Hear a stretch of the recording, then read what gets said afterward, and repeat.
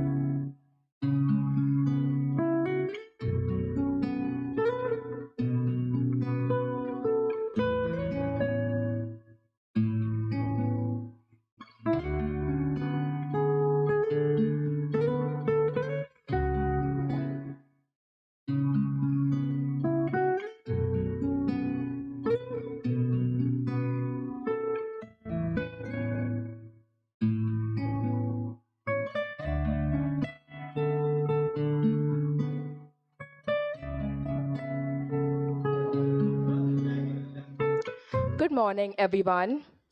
A very warm and cheerful welcome to all our respected guests, staff, and dear students. I'm Shana Martis from second year Computer Engineering, and I'm honored to be your host for this event. It gives me immense pleasure to welcome you all to DBCE Dream Big, an industry student connect initiative organized by the Department of Computer Engineering. This event aims to promote awareness about innovation and industry expertise among students, inspiring each one of you to learn, grow, and truly dream big. We are proud to share that this event is sponsored by LOAC and supported by Connexar Technology Solutions, Service Global, Budami Private Limited, and Stanza Infotech. We are delighted to share that today's event is being live streamed, allowing many more viewers to be a part of DBCE Dream Big 2026 beyond this venue.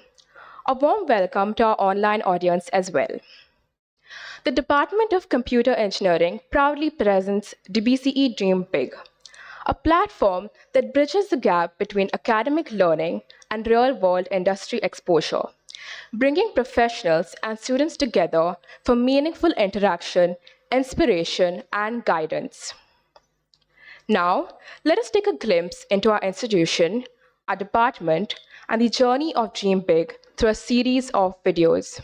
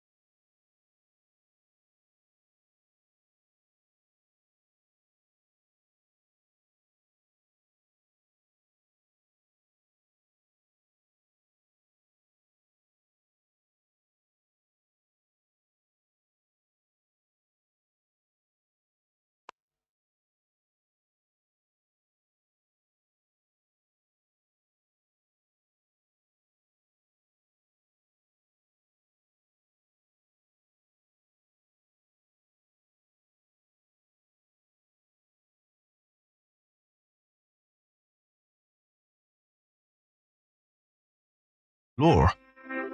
Every time you build.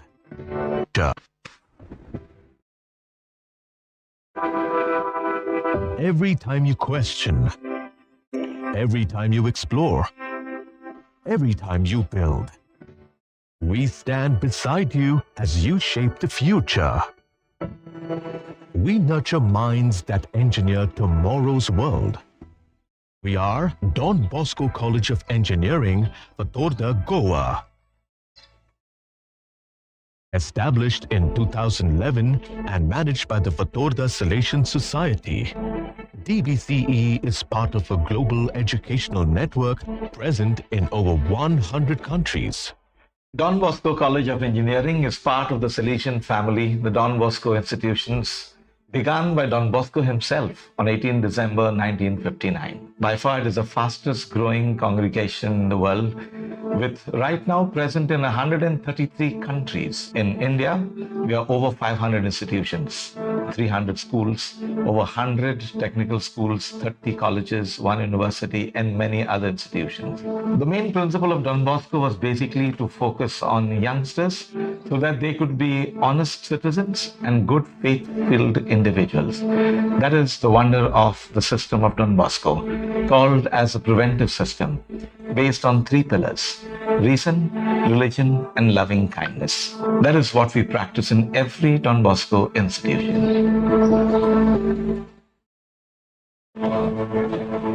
Spread across a lush 10-acre campus, the institution is committed to nurturing young minds through quality education, research, and holistic development.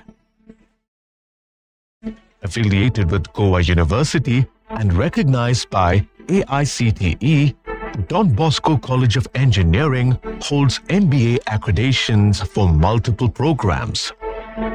The institution has also earned a 4-star rating from the Ministry of Education's Innovation Council, recognition under ARIIA as a promising institution, and multiple awards for innovation, academic quality, and campus excellence.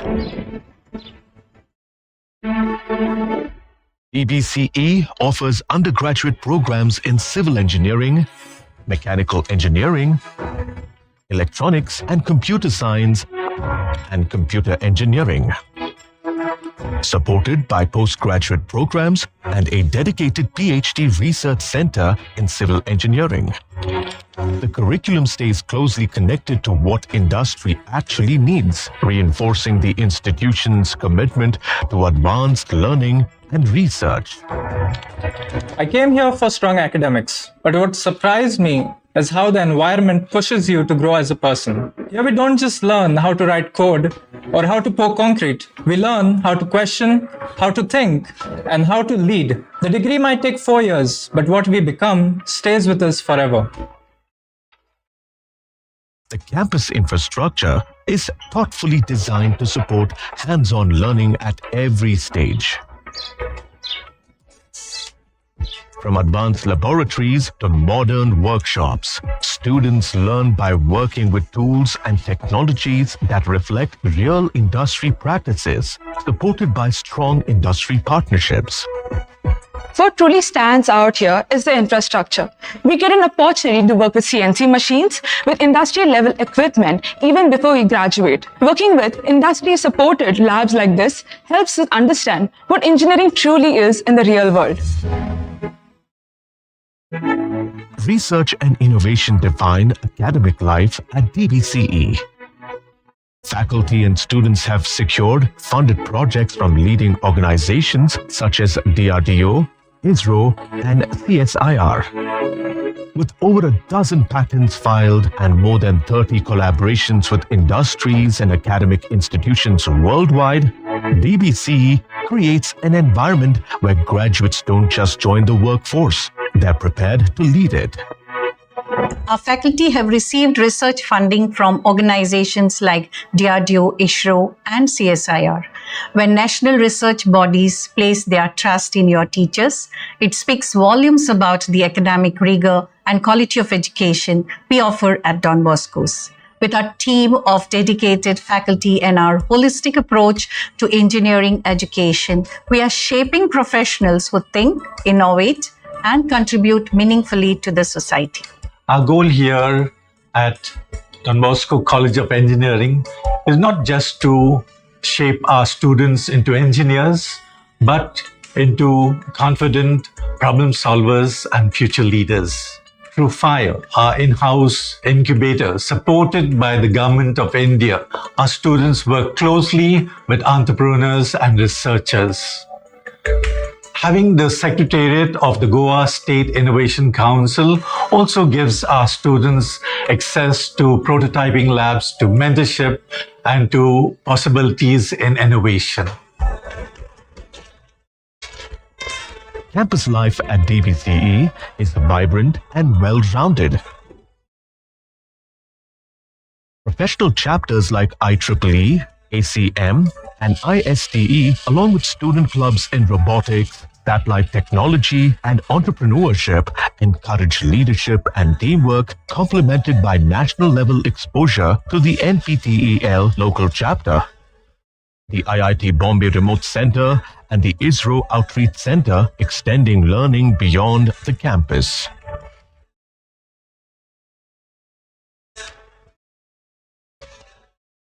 A training and placement cell works closely with a wide network of recruiters every year. Our students have been placed in organizations such as TCS, Capgemini, Accenture, Wipro, Siemens, Godrej, IBM, and Airbus. Our alumni have gone on to IITs, NITs, Stanford, and Caulfield University. Over 20 startups have been launched by DBC graduates in the recent years.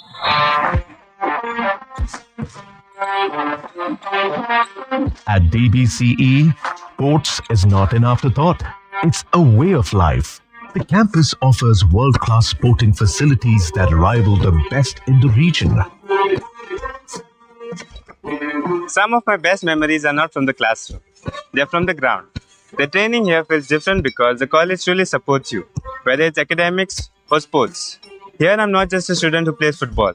I'm a footballer who's also becoming an engineer. Guided by the values of integrity, excellence, innovation, and community service, Don Bosco College of Engineering continues to shape competent engineers, ethical leaders, and responsible citizens. This is Don Bosco College of Engineering, where knowledge meets purpose, where innovation meets opportunity.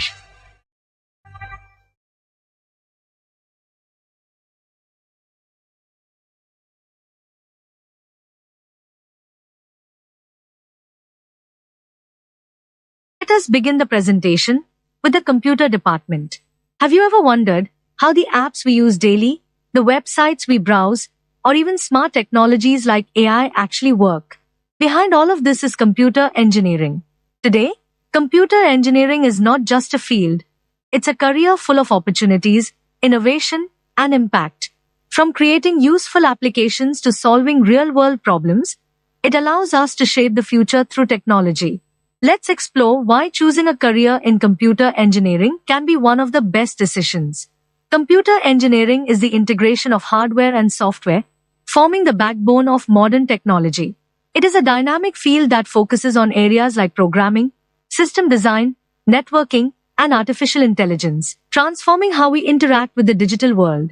In simple terms, it is a field where you learn how computers work and how to make them do useful things.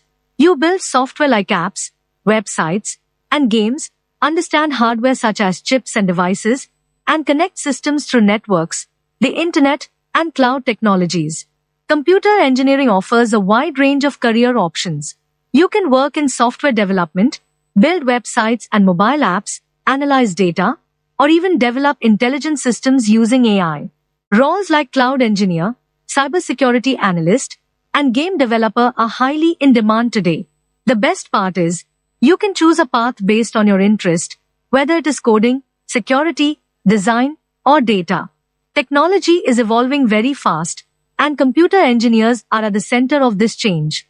Fields like artificial intelligence and machine learning are making systems smarter. Cloud computing is transforming how data is stored and accessed, and IoT is connecting everyday devices to the internet. These emerging technologies are shaping the future, and they offer exciting career opportunities for those who stay updated and keep learning. After completing computer engineering, there are multiple higher study options available, depending on your interests. You can pursue ME or MTech to strengthen your technical knowledge, or opt for an MBA if you are interested in management and leadership roles. Many students also choose to pursue an MS abroad for global exposure and advanced learning. You can specialize in emerging fields like artificial intelligence, data science, cybersecurity, and cloud computing. Also, at Don Bosco, we offer an ME in data sciences, which provides students with advanced skills in data analysis, machine learning, and modern technologies. There are many reasons why computer engineering is a great career choice. Firstly, it has a very high demand, with a constantly growing job market for engineers across industries. It also offers attractive salary packages, with competitive pay across various roles like software development, AI, and cybersecurity. Another major advantage is the flexibility it provides. Many jobs allow you to work remotely from anywhere in the world. Most importantly, computer engineering encourages innovation and creativity. It gives you the opportunity to build new ideas, develop solutions, and contribute to the future of technology. We believe that learning goes beyond the classroom. The computer engineering department has organized several study tours and industrial visits to places like Bangalore, Hyderabad, Mumbai, Rajasthan, and Chikmagalur. These visits provide students with valuable practical exposure to industries, emerging technologies, and real-work environments. They help bridge the gap between theoretical knowledge and real-world application, making the learning experience more meaningful and impactful. Our department regularly organizes guest talks and seminars to provide students with insights beyond the classroom. These sessions are conducted by industry experts, academicians, and professionals who share their knowledge, experiences, and the latest trends in technology. Don Bosco College of Engineering has a strong legacy of producing talented computer engineering graduates. Many alumni have gone on to become successful entrepreneurs, starting their own ventures and contributing to the tech ecosystem.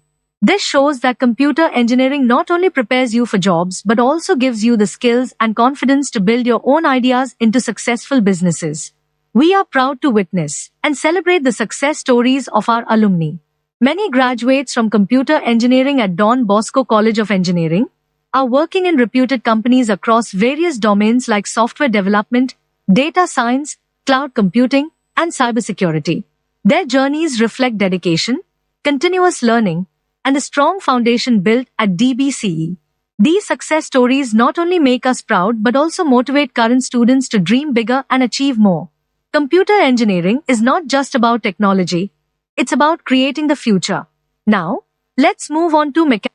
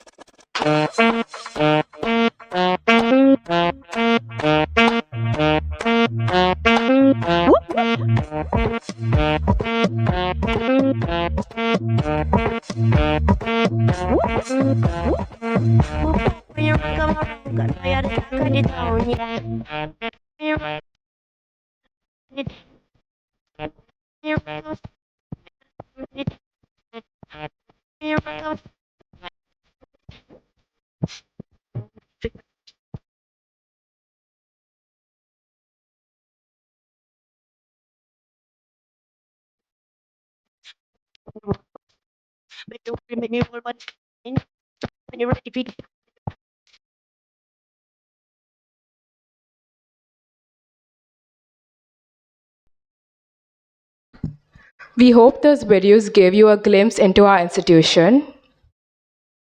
Flowers have always symbolized respect, gratitude, and a heartfelt welcome. And through this gesture, we express our sincere appreciation for the presence of our distinguished guests. I request Krisha to kindly present flowers to Mr. Sumukh Kamat.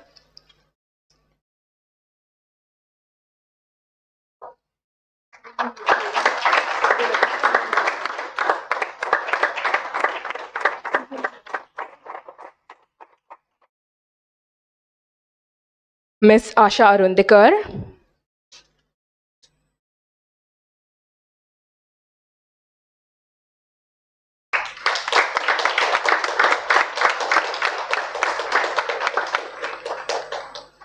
Principal Dr. Neena Panandikar.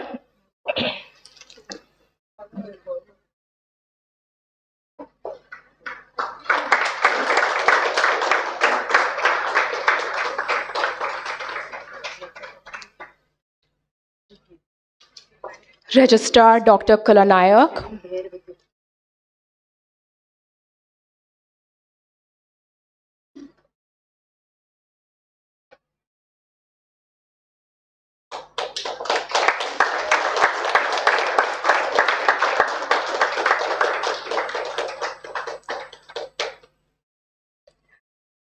Dr. Gaurang Patkar,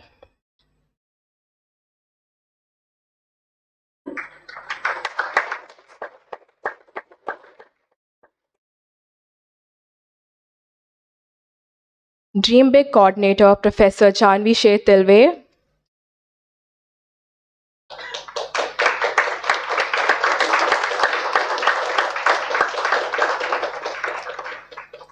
CEO of Fire Kiran Mehta,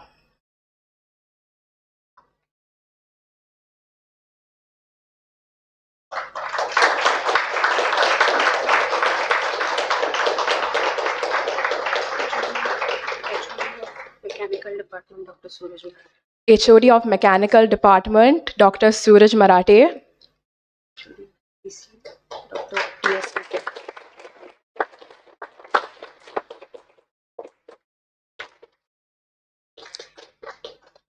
HOD of EDC Dr. Vidya, ECS.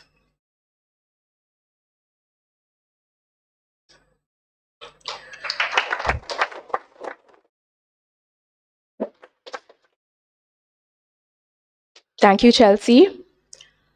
I now request our dynamic head of department, Dr. Gaurang Patkar, to kindly deliver the welcome address.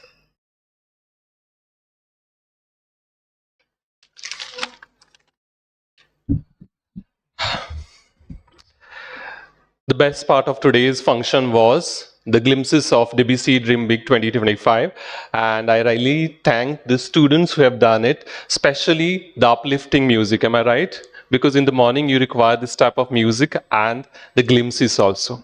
So very good morning everyone.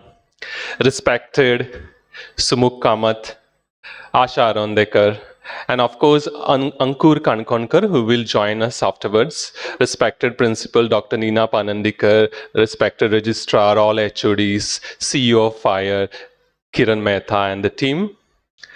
And dear students, moderators and my lovely students who are present here. It is my great pleasure to welcome you all for the 5th edition of DBCE DreamBig 2026. The name DBCE DreamBig itself carries a powerful message. Every innovation, every startup, every breakthrough technology that we see today began with someone daring to dream big. But dreams become reality only when they are guided by knowledge, mentorship, and real-world exposure. This is exactly what DBCE DreamBig aims to achieve, bridging the gap between classroom learning and the dynamic world of industry. Today's students are tomorrow's innovators, entrepreneurs, and leaders. And interactions like these allow students to understand how ideas evolve into real solutions that impact society. We are extremely fortunate to have with us 3 inspiring professionals from the industry who will share their experiences, insights, and journeys with our students and everyone. What makes today's session special is that it's interactive format, where our students moderators will engage one-to-one conversation with the speakers. This makes the discussion more personal, more insightful, and definitely more inspiring. For our students, I encourage you to listen carefully, like how you are listening to me carefully.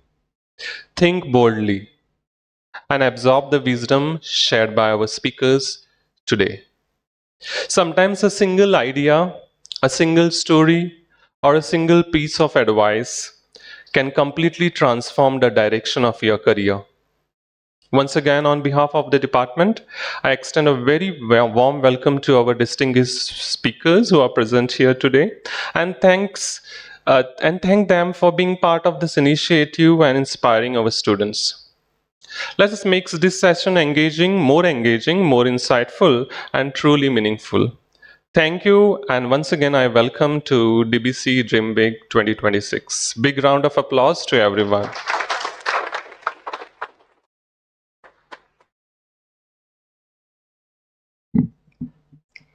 Thank you, sir, for your inspiring and warm words of welcome. With that, we now begin our sessions. Let me introduce to you our moderators, Mr. Eric Falero, Mr. Srinivas Inamdar, Ms. Chaveria Sheikh. As we proceed, they will be taking us through the sessions. I now invite our first moderator, Mr. Eric Falero, to kindly take over.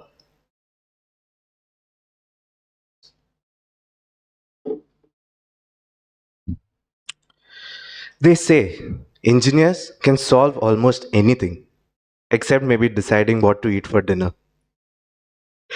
Good morning, everyone. Our first speaker today is someone who has spent over 2 decades not just solving problems, but building systems that solve problems at scale. With experience spanning industries like healthcare, railways, defense, and global telecom, he has consistently operated at the intersection of engineering, strategy, and execution. From starting out in mechanical design to leading large-scale expansion programs, and now driving initiatives in sustainability, innovation, and AI-driven systems. His journey reflects continuous growth and impact. Beyond the corporate space, he is also actively contributing to academia and industry, working closely to bridge the gap between learning and real-world application. Ladies and gentlemen, please join me in welcoming Mr. Sumukh Kamat. Sir, I request you to kindly address the gathering.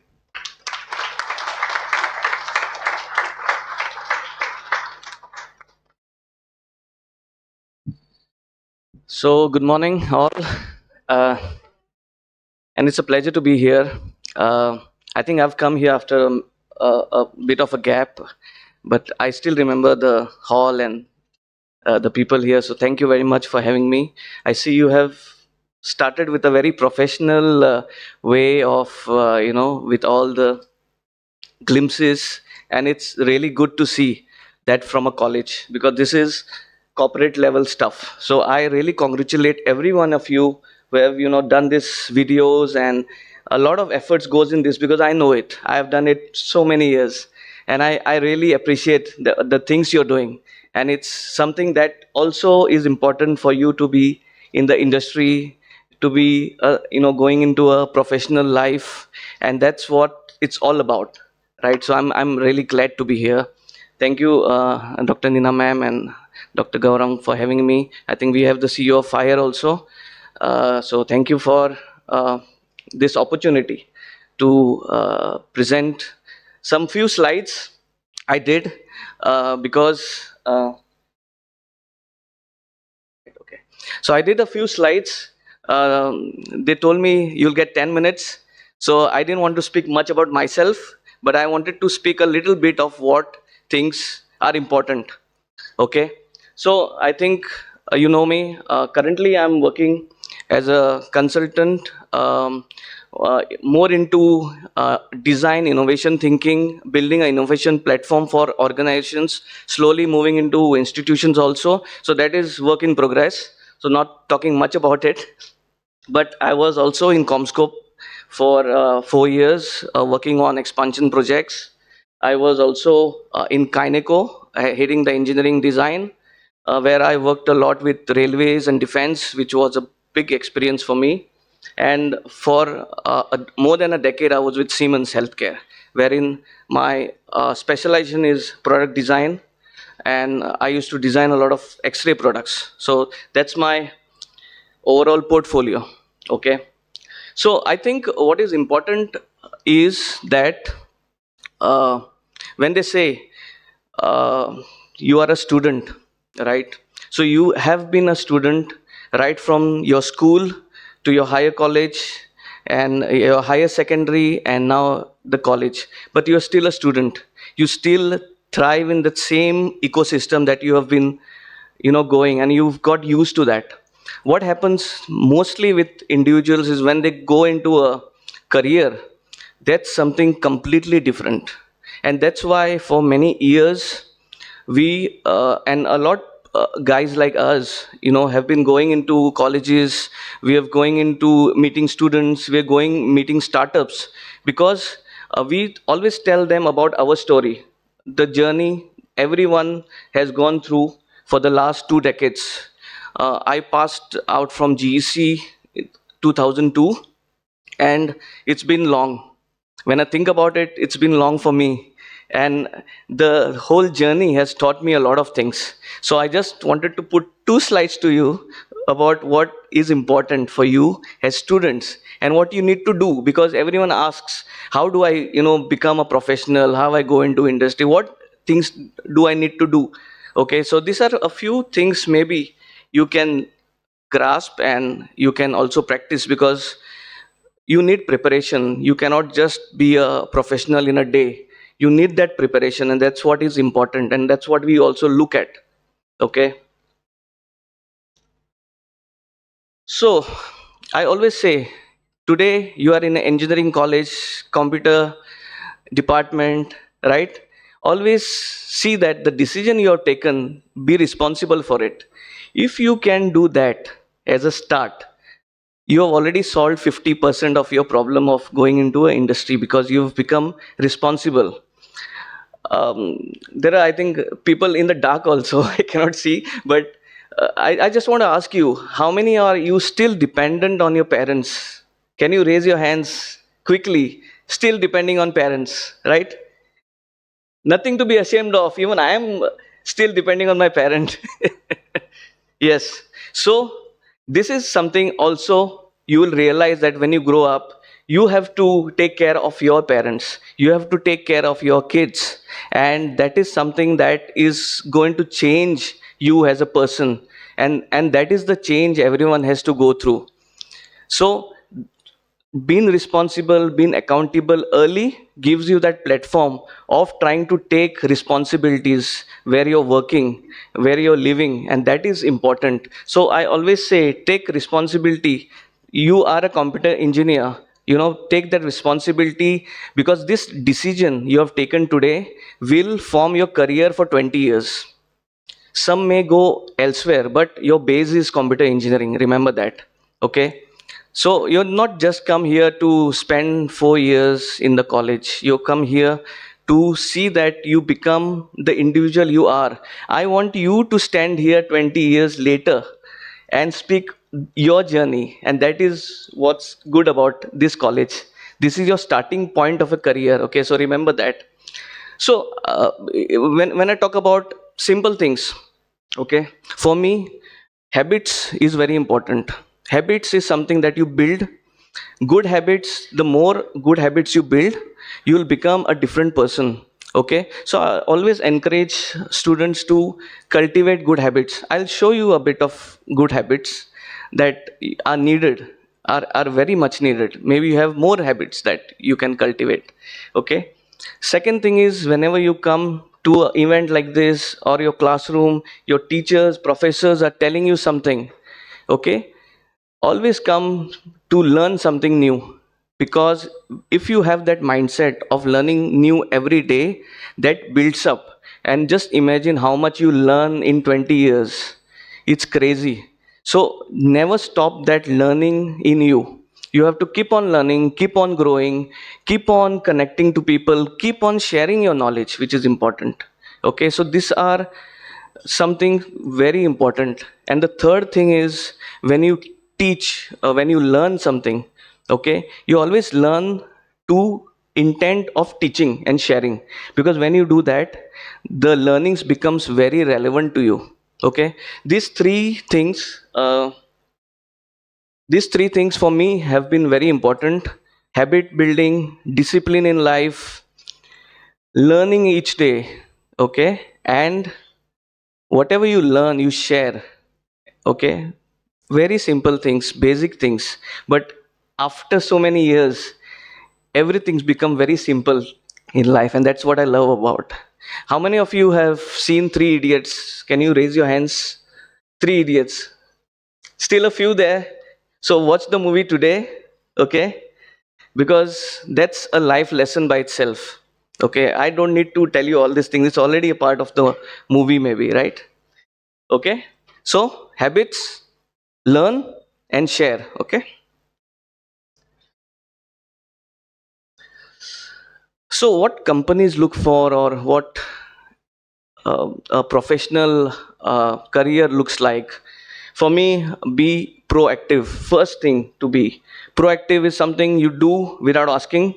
You do more than what you expect, and being proactive is something that is very important for any individual. Maybe he's a startup entrepreneur or joining a company. Okay, very important. Be proactive, and I think you should be proactive right from your college, doing things, getting things done. Taking part in your, I'll come to that, taking part in your seminars and stuff, and so that kind of a mindset always is helpful. You have to set a goal, you have to plan things. Nothing happens on its own. You have to plan certain things, what you need to do in the next 2 years at least.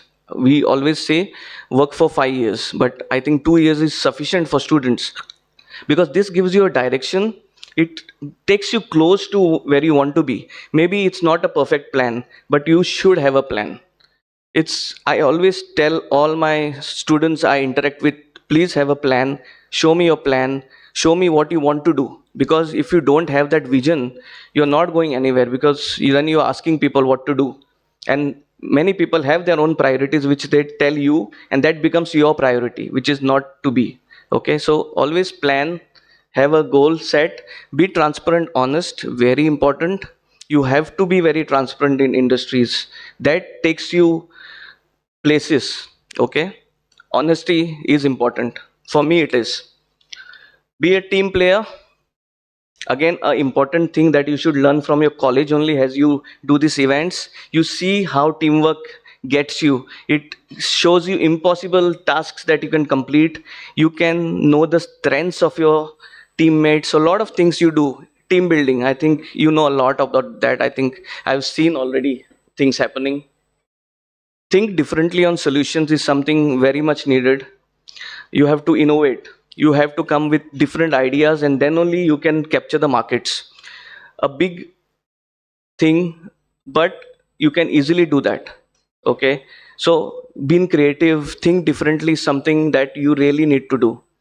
And you have to also grasp concepts. You have to implement things fast, because pace is what determines you from the rest. People say, you can be slow at things, but I believe that the faster you can implement and grasp things, it is a good thing about an individual. And I like those individuals personally, because they give a lot and they grow, and they also share all their things, so they are always fast paced. So all together, you need to decide where your passion is in the next 2 years as a target. Will you do it? Have you done it? Do you know? How many of you know where your passion lies now? Just raise your hand. Where you are absolutely sure this is what I need to do in the 2 years? Anyone? No. Please do it. I think you already know it. It's hidden somewhere. You have to take it out. Okay.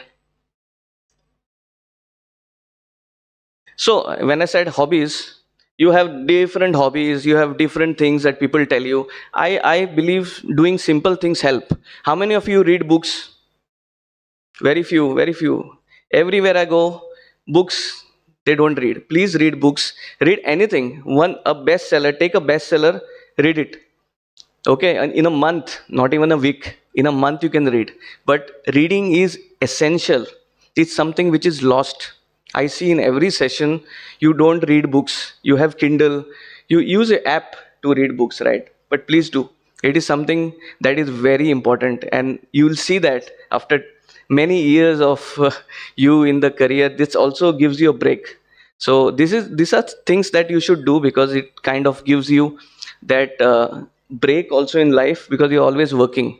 A book will take you to a different world, and that's when we say your brain also kind of gets that break, and it energizes subconsciously. A lot of things is there. So I take separate sessions on habit building, but just for a short thing, a book is something you should read. You should also enroll yourself to all online lectures which you love, because everything is accessible. You have lot of libraries. I think Don Bosco is doing a good work in trying to get this all together. So I think you should use those platforms to learn, get your certifications. And it's not about the certifications, it's about the learnings. Because certification is just the motivation you need to do that, right? So, but I think you should do a lot of online courses. You should also focus, as I said, on your passion and maybe 2 domains that you want to put your career in, because that's how you start. That's how you start your startup. That's how you start which company you want to join. Planning is very important.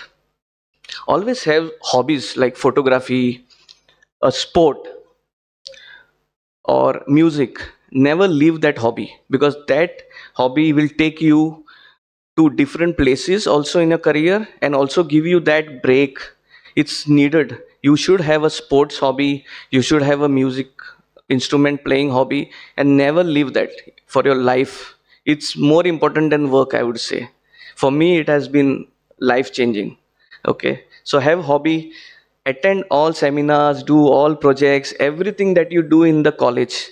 Please get together, meet people. This is a chance. Okay, and one more important thing is, what I have realized is, whoever you see sitting next to you are going to be your best buddies for 20 years, 30 years, 40 years, because till now my best buddies are my batchmates, and that is something very special. So please, this is, you don't see this, it's there, friends are there, but when you go in your career, these are the few people you will ask even for guidance, mentorship. So these are special people. So this bond, always remember, this bond in engineering college is a friend for life. Okay, and also TED talks, you can attend all the talks across Goa which are technical. Don't leave anything, explore, because more you explore, the more opportunities where you want to go in, what is your passion. Exploring is this time, 4 years is what you explore, you learn, because then you have to give. Okay, so just 2 examples, because I've been talking a lot of theory. In Siemens, we have this a very old school machine, maybe 50 years old, a portable X-ray device. Okay, and we had this was just a very small project, the most smallest project I got, because there were some changes to be done in this machine and we wanted to launch it in the market. This was already in the market for many years. What I did differently is, I thought just making changes don't work. Let us do something extra. So we did research. We always do design thinking in our teams when I started. So we thought like what changes we could do, because we had just 3 months. We couldn't do major changes. So what could we do? Okay, so one idea of all the brainstorming, everything was, we just made a sticker and made it look like a zebra. Because what we found during our course is, this machine is mostly used for kids, and it's in the pediatric clinic. When a child comes with fractures, this is the time when you use this machine. So the child, when we visited clinics, we saw the child is always in trauma. And these are very small clinics. It's a very low cost machine. And there is no distraction for the child to, from the pain that it suffers. So when we saw all of this, we saw, at least let's, make this. And it took me 2 months to make the eyes right, because I had to work with a lot of restrictions. I had to make it look very gentle to the eyes of a child. So there are many aspects to design. Okay, and when you work towards it, you get something out of it. And this is nothing great. We just did a small change. But that year, I was featured on the Siemens Global magazine. Our CEO, Richard, there was Richard Guest. He appreciated this machine, and we did a lot of sales with a small change because this kind of machine was not there in the market. You see, so always remember the smallest thing, the smallest task you take, if you put your heart to it, you can do wonders. Okay, so never underestimate the things you get in life. Okay, so this was just one example. We did a lot of things, but this was something where we did something a bit differently, and it people liked it, and that's what happens. Because you're doing something different, you're putting a lot of efforts where you don't need to. We gave more than expected. Okay, moving on, one more example in Kyneco. Kyneco also, we developed a very young design team. Most of the guys you see on the screen are just pass outs from the AITD college, because we are closer in the north. So we recruited them, and we started going to railways. Basically, this was more of railway projects, and we had to do right from design to production and to implement the composite parts, because Kyneco is a composite part manufacturing company. And here we got a project of a local train. How many of you have traveled in a local train Mumbai? Very few. Please do it, not today, but do it in your life, because local train is a different experience. Okay, so local train, we got a first project where we had to change how the local train looks. Never been done. Okay, never been done. This is the first time, and we did a proto. Here also we worked very hard on the design, and it's very hard to convince the government officials, to get them to do a change. Okay, and finally after 5 months, this is how we transformed the local train. This is still running Churchgate to Virar Lady Special train. It was called Uttam Rekh. They did not do much more after that because the Vande Bharat, and they had other priorities. But I think this design might come up in the next generation, maybe a decade later. I don't know, but it will come. And we did everything out of composites with a wood finish. A lot of innovation here, never been done before. And this was again a project which was again in the news everywhere. Okay, so that's what I say. If you do something with your heart, people appreciate, and people will respect, and also you'll be proud of doing such things. These are only few things I wanted to show you. Okay, and I believe that the message is clear, that you have to prepare and you have to be honest, and whatever you do in life, do it with the intent of helping Goa, helping India, doing something for your country. That thing is important, whatever you do in life. Okay, I do a lot of cycling, so a bit of slides on cycling, a hobby I like. Again, many years in cycling. I do a lot of cycling with awareness for drug abuse, for suicide, and for the HIV positive kids in Goa. A lot of work that we have done in the past. A lot of rallies we do. We have now more than thousands of cyclists in Goa, which was never there. I do photography. I used to do with a proper telezoom lens. Now with my mobile, because it has a function, but I never gave up on these hobbies, which is important. Okay, so yeah, so the change is always you. You are the guys who bring the change. Okay, so be proud of it, and I'm also very proud to be here in the event. Thank you so much for having me today.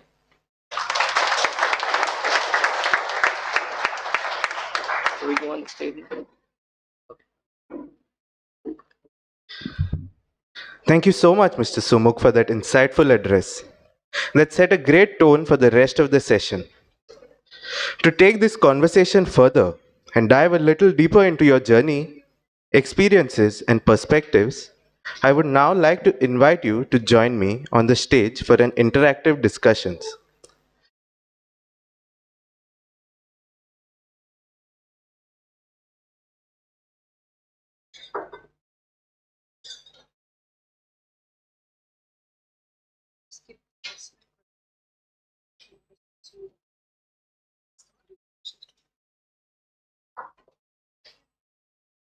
May I please request you to kindly come forward and take your seat?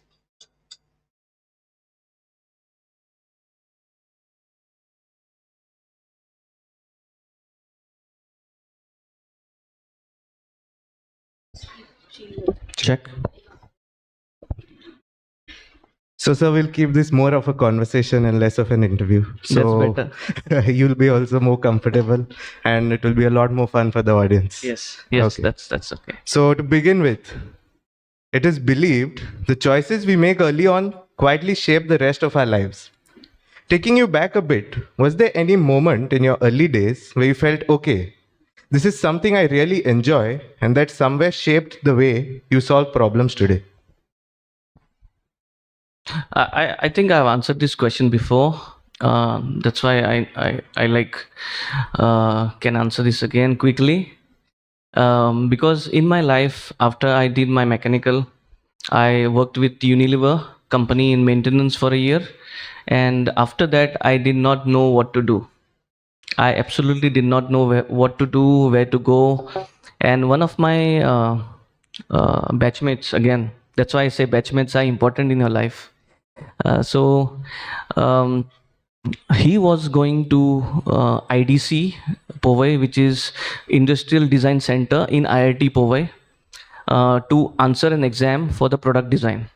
So I went along with him and I answered the exam. I did not get through. He got through. So I am happy for him.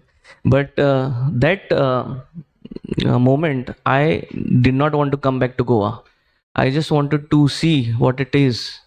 And luckily, on the next day itself, I got through as a research associate in IDC under Professor Munshi, who is iconic product designer now and doing a lot of work. He's out of IIT now. But during that 1 year, 8 months, 1 year in IDC, I learned that passion for product design. I had that learning for detailing, for ergonomics, for things I never thought that existed in mechanical, because we were only doing thermal engineering and all this Suraj sir knows all the theory at that time. We never had this exposure at that time, and everyone was exploring after what to do after 4 years. So this was a turning moment for me where I thought product design came in my life, and those few months taught me a lot, and I've been using that till now. I do a lot of design thinking coaching. I do a lot of innovation initiatives, and that is all coming from IIT. I'm glad and proud to say that a small thing in your life can be a career changing. So for me, that was, I think, the moment. It's interesting how the small moments end up defining bigger journeys. I feel good decisions come from experience, and experience comes from bad decisions. When you're working on large-scale projects, do you rely more on data, experience, or sometimes just gut feeling? I think, again, let me speak from experience. You always have to collect data, and every project you have to see that the scope is very clear. The more precise the scope is, your project runs very smoothly. Okay, so data is important. What was the other part you said? Experience, right? So you have to use a lot of experience to things you do, because every project seems different, even if it is alike. So a bit of experience and a lot of gut feeling is important with experience, because you have to take some risks. You have to take some decisions for completing the projects. Okay, so just to answer your question, I think as you gain experience, I think you have to have the right mixture of the data, the experience you have from previous projects, and gut feeling. I think if you agree with me, all the startups and all the great guys up there, I think they use a lot of gut feeling because they are doing something new. So you have to have that balance in life. So yeah. So your LinkedIn speaks about both innovation and structured processes. So if your team walks in with a completely crazy idea, are you the person who says, let's try it out, or let's first put a process around it? You want a frank answer to this? Because I do a lot of innovation sessions where we have to get crazy ideas, right? But if you see, when you work in organizations, you have to kind of analyze a lot of things. So when we do a brainstorming session, we have to go and analyze those ideas. We have to see in the market what is working, not working. So a lot of analysis goes behind it. Till now, if I touch my heart, I have not, gone for a crazy idea, which I want to, because I think the next 20 years is something I want to do that. So that balance probably plays a big role in what you're doing as well now. Yes. So now if you had to give advice here to one honest reality check to our students, something about the industry, what would that be? So I've already been proactive in showing what industry is like. I think a lot of data is already there on the, on my slides. So I think people should kind of look into it. So I cannot tell you one instant because you have to have different flavors, and that makes you a good individual, right? So that's what I believe in. I think that's something everyone needed to hear here. But we learn a lot from others, but the best lessons come from experience. If you could go back and give your younger self one piece of advice, what would it be? I think the one advice I always give to the young students is the advice I have to give to me, right? To explore more, to learn more, because frankly speaking, engineering, we did not, do much innovation. We never went places. We never went to industry. We didn't know what an industry was. So that is something I felt I should have changed, and I should have explored more, and also find my passion early in life. So that was a wonderful session, sir. I would like to throw the session open to the audience for any audience questions. Yeah, there's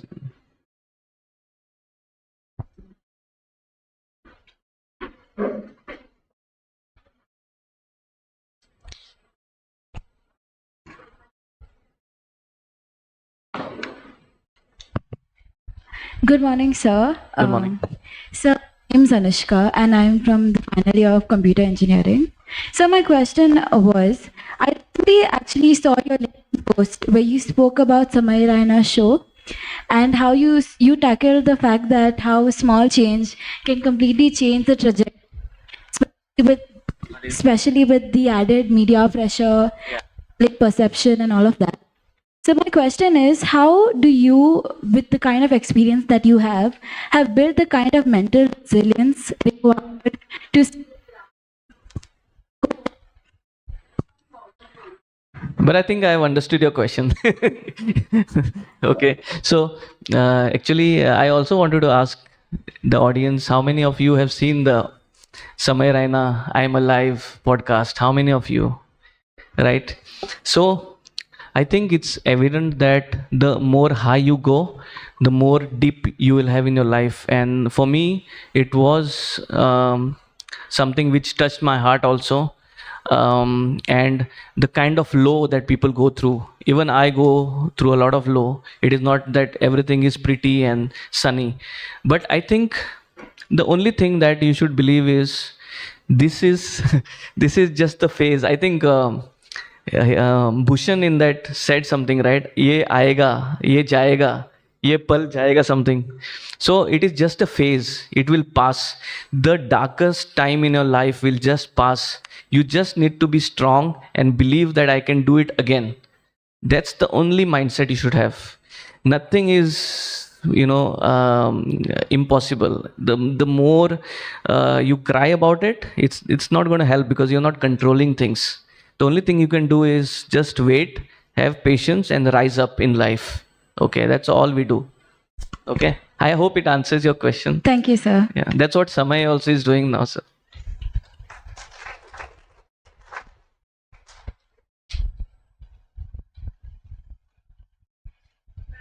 I would like some questions from behind. Let's see. Ah, there. Okay, nice. Good. Hi, sir. Good morning.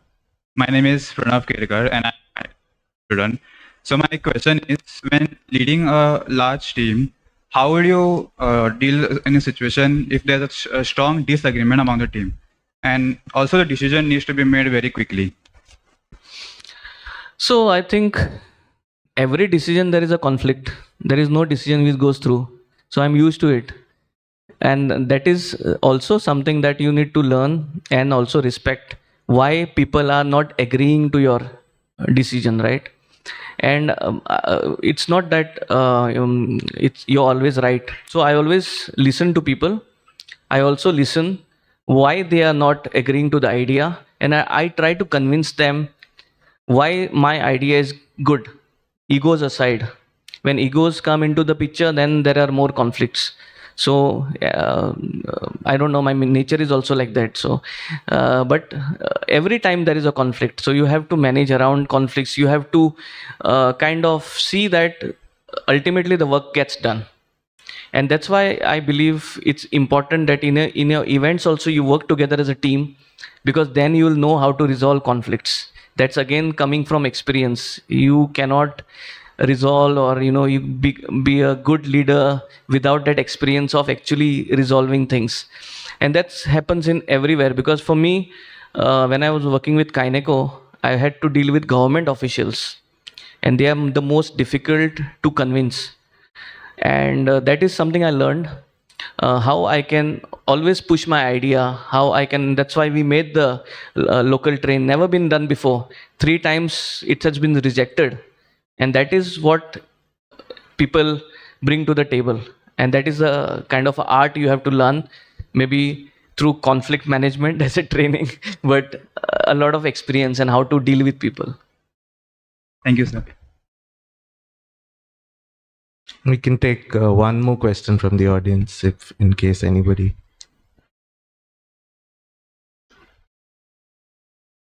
Anybody else would like to ask a question? Maybe from this side, someone at the back. It's okay. Okay, anyways. Yes. Thank you, Mr. Sumukh, for sharing your experiences and insights with us. It was truly a valuable and engaging conversation. As a gesture of gratitude, we would like to present you, sir, with a memento. Yes, thank you.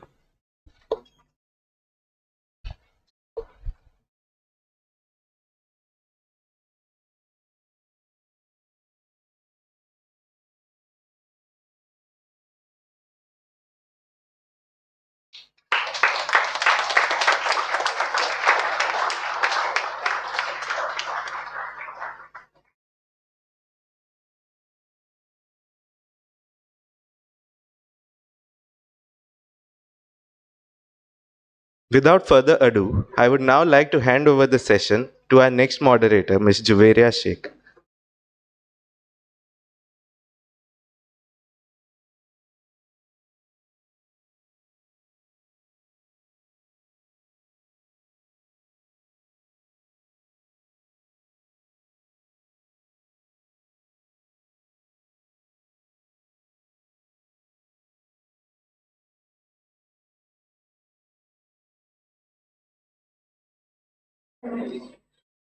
Inviting our 2 speakers, the HOD, the registrar, for a quick photograph.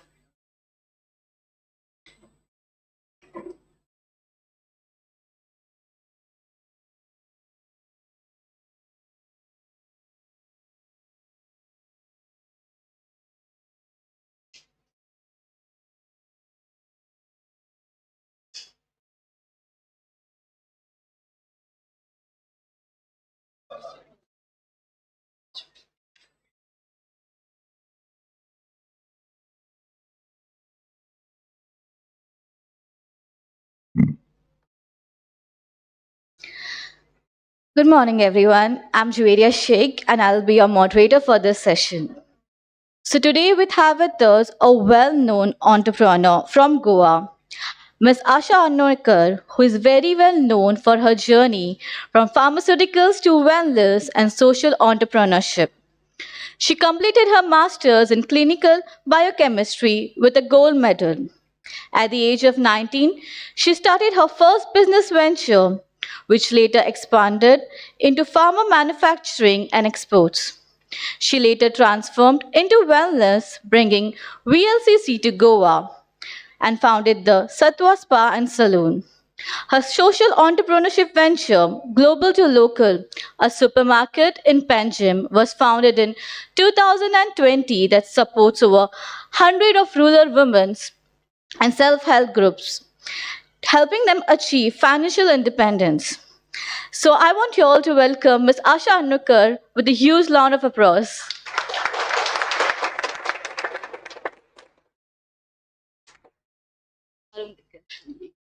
Yes.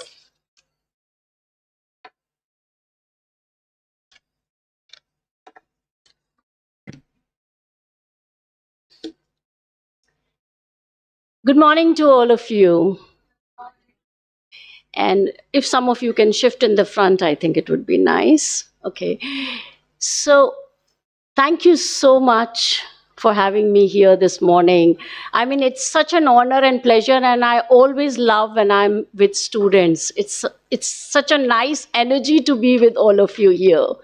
And the name that you have given this program, Dream Big, I think you've stolen my mantra because this has always been my mantra. I always have been saying this to everybody and myself, that dream big.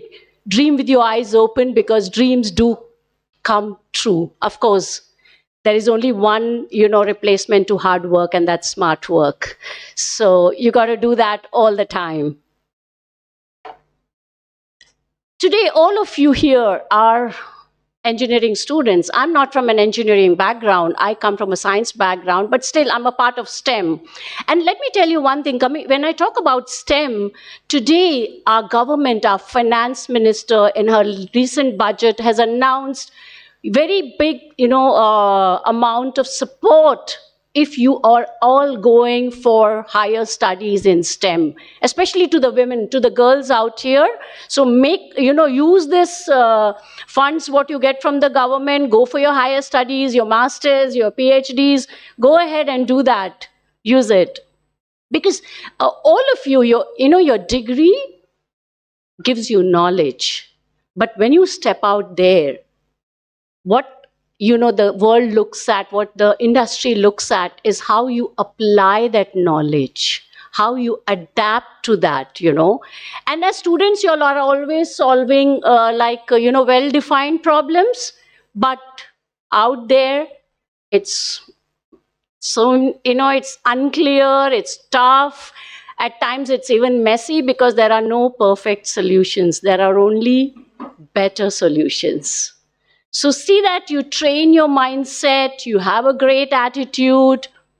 Your college is always already preparing you to face the industry, today, because so you need to choose. All of you go for internships. Choose your internships well. Choose it with purpose. Do good projects and network with the industries. I mean, this is one such platform where you get to network with the industry people, resource people. So do that, because these are the things which will speak much louder in your resumes when you walk into that world. So let me share my journey with you. It may encourage you to be an entrepreneur or probably discourage you. So I started at the age of 19. I come from a very conservative family. Nobody in my family, no girl ever studied beyond graduation. And nobody did their post-graduation. Everybody got married at the age of 21, 22, nothing beyond that. And in generations of my family, because I come from a defense background, nobody even knew the B of business. So there I was, my father, a doctor, wanted me to be a doctor. I couldn't get into MBBS. So he said, okay, do something allied. So I decided to choose biochemistry, went to Pune for my studies. At the age of 19 in college, I was, I just saw something on the notice board which said a guest lecture was happening in the college. And I said, okay, let me attend this. I went to attend that, and it was none other than Kiran Majumdar-Shaw, who's the richest lady in Asia right now. And she was lecturing us. She had just started her fermentation technology company, Biocon, then. And she was telling about all the challenges she faced as a woman in this industry, because at that time it was a male-dominated industry. And that was the turning point of my life. And I decided that I want to be a businesswoman too. Called up my father in Goa and I said, you know what, forget medics, I'm going to be a businesswoman. And he said, pack your bags and come back. You're not doing this. And yet, being the younger one, I was a rebel child. So I chose to stay back. So there was this product which I was using because I did a research project during my college. And there was a product which we used for analysis in the laboratory. And this product was imported. It was sold in India through distributors, but nobody ever gave service. So once it's over, it's gone. We had to, indent for it again, wait for weeks and months, and our projects got disturbed. So I spoke to two of my friends in the campus who were doing their MBA, and I said, let's start a business with this product by giving it service. And they said, how are you going to manage it? I said, leave it up to me. So we approached a dealer in Mumbai and went to him and we said, you know what, we would like to sell this product for you. And he said, okay. He looked at us, three young students who have come to him, and he said, okay, you can do that, but I keep Mumbai and Pune, because he had the dealership for Maharashtra, and you guys do rest of Maharashtra. And rest of Maharashtra meant Nasik, Aurangabad, even remote places like Patal Ganga. But we jumped at the offer, because opportunities don't knock twice. So we started our trading company. My father didn't speak to me for 2 years. So one of my friends, my partner's father, he loaned us 50,000 rupees. We started our journey with that. And believe me, we kind of, in 1 year, we established a nice network of pharmaceutical companies. But then later, after 1 year, he called us and he said, okay, I'm discontinuing because we had already developed the market for him. What next? Okay, there was a exhibition happening in Munich in Germany. I was the only one out of the 3 who had a passport. So I had to fly to Germany. I met companies there, and I came back with 3 exclusive distributorship for the same product for India. So we were growing, we hired more people. 2 years down the line, we had established selling this product across India. We said, what next? Next is manufacturing. So we set up, we spoke to those people from whom we were importing. We collaborated. The Swedish company agreed to manufacture in India in collaboration. So we set up a manufacturing unit in Pune, and we started manufacturing this product. After 2 years, we decided, now what next? So we said, okay, we have to export. So we set up another manufacturing unit in Surat in the special economic zone, and we started exporting this product. So this was the journey, entire journey of this pharmaceutical product that we had. We really grew into a very big company, and then marriage happened, and I wanted to come back to my roots in Goa. So I came back. My husband was into construction. I said, I need to do something in my field. So we set up a pharmaceutical research company in Verna, in Goa. I was doing it very well. And then, you're once an entrepreneur, the bug is always there in you as an entrepreneur. So I used to go back for my wellness needs to Pune because I thought, Goa didn't offer very good grooming centers. So just by chance, I happened to tell them, why don't you start in Goa? And then they said, why don't you do it? So from pharma, I took a back seat and I stepped into wellness. Wellness was a booming industry then. I said, okay, let me do this. So I opened the franchisee of VLCC, which was a beauty and grooming company. And I opened 2 franchisees in Margao and Panjim. I started liking the field and I said, okay, I'm going to stay in wellness now. And then I thought this is a franchisee. I need to have my own brand. So I created, 2 years after that, I created my own brand called Sattva Salon and Spa, started opening everywhere. Just before the pandemic, we had 14 branches, and then pandemic happened. So everything crashed. So business is never a straight graph up. It's always ups and downs, and that is what you actually appreciate when you look back at your journey. So everything shut down, and I had free time on my hands because my business was shut down for 2 years, not just for 1 year because of the pandemic. And that was the time I thought I should help these women in Goa because they made really good products. So we started, I also started getting calls from these women saying, we need financial help, our finances have dried up. And I personally thought that if I help them with just finance, it could be just for a day, a month, a week maybe. We need to do something permanent for them. We need to make them financially independent. So we got them to make these products, authentic local Goan products. And we set up a platform which is called Global to Local, because what I say is you need to be global, but you need to support local. So we started with 20 plus women across Goa. Today, we are supporting more than 120 local rural women and self-help groups. So this is like been my journey from pharma to wellness to retail. For you engineering students, technology is changing every day. Even we have to adapt to it, And it's like all of you are aware of artificial intelligence, robotics, data analytics, there is sustainability, there is green technology, and there is entrepreneurship. There are entrepreneurs like us. So you have so much to choose from. So choose one area, dive deep, and learn from it, because this is what you need to have, a great attitude. You have to have the attitude for gratitude. You need to be adaptable. You need to be accountable. These are some of the things you need to develop. And that is what is going to make you stay out there in a world for a very, very long period. There is going to be team building. You'll meet people from different walks of life. You need to adjust with them. You need to adapt with that. This is all so important, because y'all are not just engineers in making.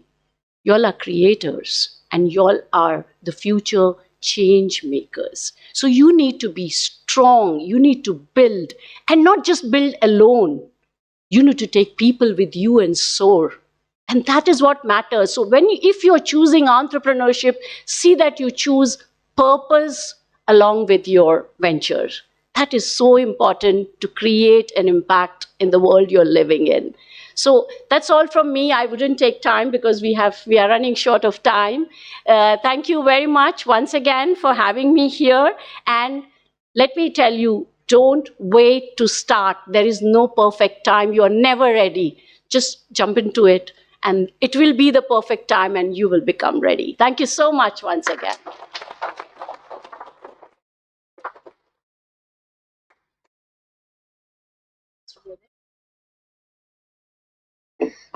Thank you, ma'am, for insightful words. I now would like to begin with the session.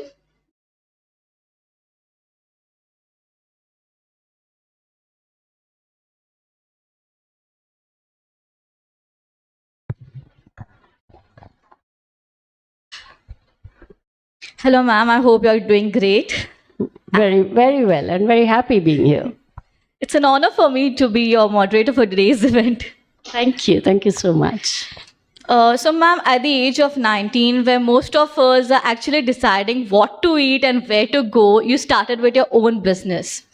So, how were the early experiences helped you in shaping your journey? Well, I think, one thing was very nice because I was young. So there was a fearlessness in me. So I could, when I saw her talking, Kiran Majumdar talking, I thought, wow, this is so exciting, this is so challenging, and I just jumped into it.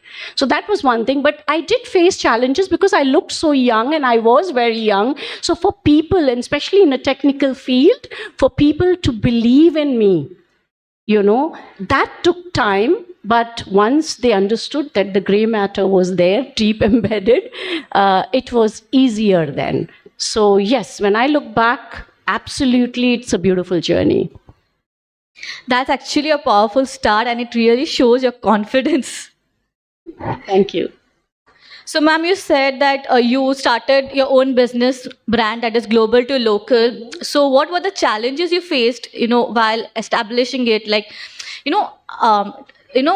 making the women to work for you, because most of the women are not ready. So, how did you overcome this? Yes, the biggest challenges was motivation for them, to make them believe in themselves and in their skills. So that was important. And initially their families, most of their families of these women did not support them, So it was difficult to, but once they realized that this is not just a one-time affair, it's going to be a constant finance empowerment to them, then their families also supported them, and it was easy for them.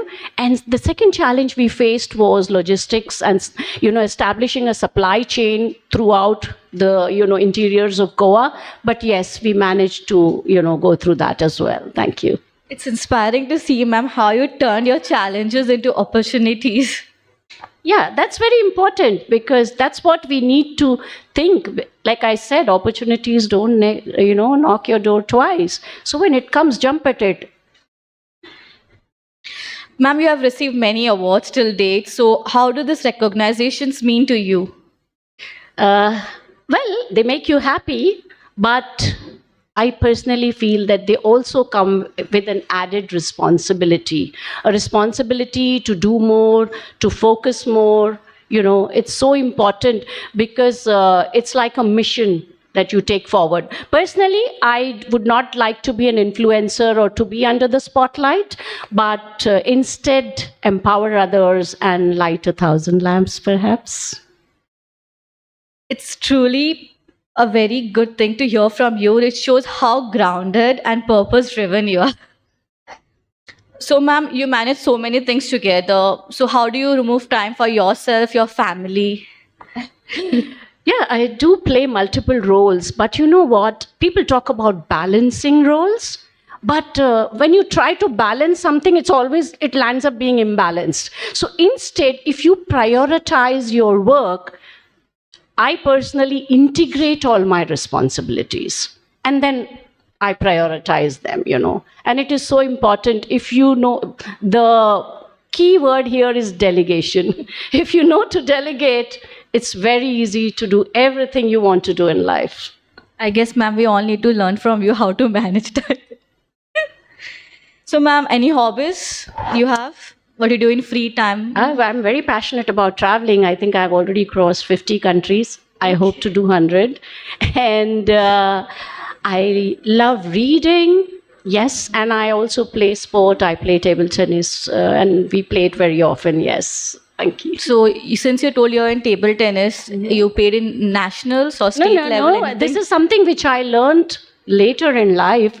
Okay. And yes, recently we also had tournaments for our age group, and I won it. Yes, so that was like a big achievement, because when you start late in life and then you play a sport, and it just contributes to your health, both mental and physical. And what legacy do you hope to create in the future? I have a mantra besides dreaming big, and that is, like when I started my business, I was just reading balance sheets. It was all about profit. Then from profits, I moved to purpose. And then from purpose, I have now moved to impact. I do a lot of work for women empowerment, and I hope to create a legacy of empowered women and empowered youth behind me. That is something I look at. Thank you, sir. That's a very beautiful vision. So, ma'am, any message you would like to give to our young entrepreneurs over here? Believe in yourself and build together. It's very, very important to stay focused and to, look around and learn. The world is constantly changing, so you have to constantly learn, unlearn, and relearn. Remember this, okay? And if you do that, and if you know what you want in life, you have dreamt about it, just put it out to the universe, and you will definitely be where you want to be and where you have to be. I think, ma'am, everybody over here will carry this message what you have given them. Now I open the question to the audience.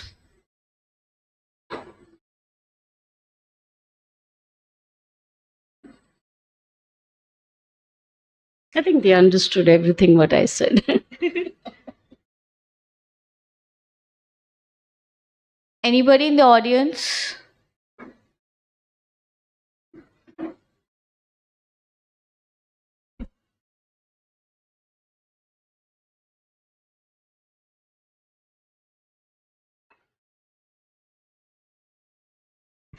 Hello, ma'am. Hello. I'm Sean Fernandez from Com2, SE Com2. Ma'am, the speech which you gave, what I understood is you have an incredible ability to convince people. And I wanted to know, how does it work, in your mind? First you convince those two people from their MBA to partner with you for your business, which is crazy already. You all went to the dealer and you all convinced him also. And 1 year he just backed out. So then you had to say, okay, let me just go to Germany and let me just convince these people to make a dealership with India. And you're so young, and what was going on in your mind? How did you go there and, convince them? Thank you, Sean. It's self-belief. It's believing in yourself and believing in your ideas. When you have convinced yourself, it's very easy to go out and convince anything else because they will believe you then. Okay. So you got to work it out first yourself and believe in the idea that, yes, this is going to work. This is the next step ahead.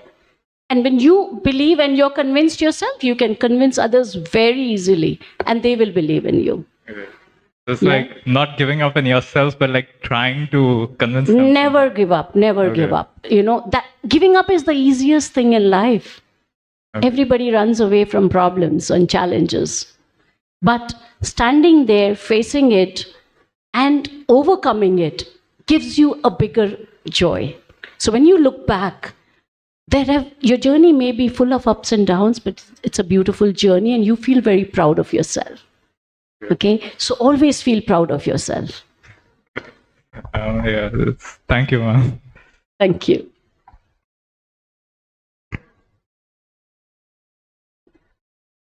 Is there anyone else in the audience?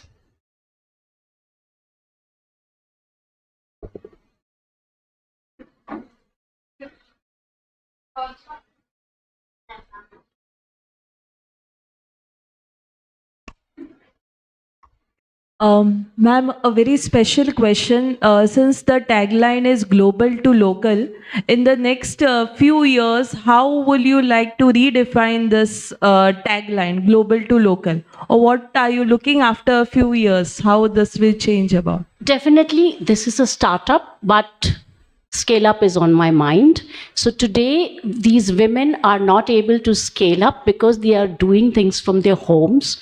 So my next step would be to establish a platform, a facility where we can scale it up, add quality to it, add reproducibility and consistency, and make most of these products as export products and take Goa on the global map, because we really have great products in Goa. Yes.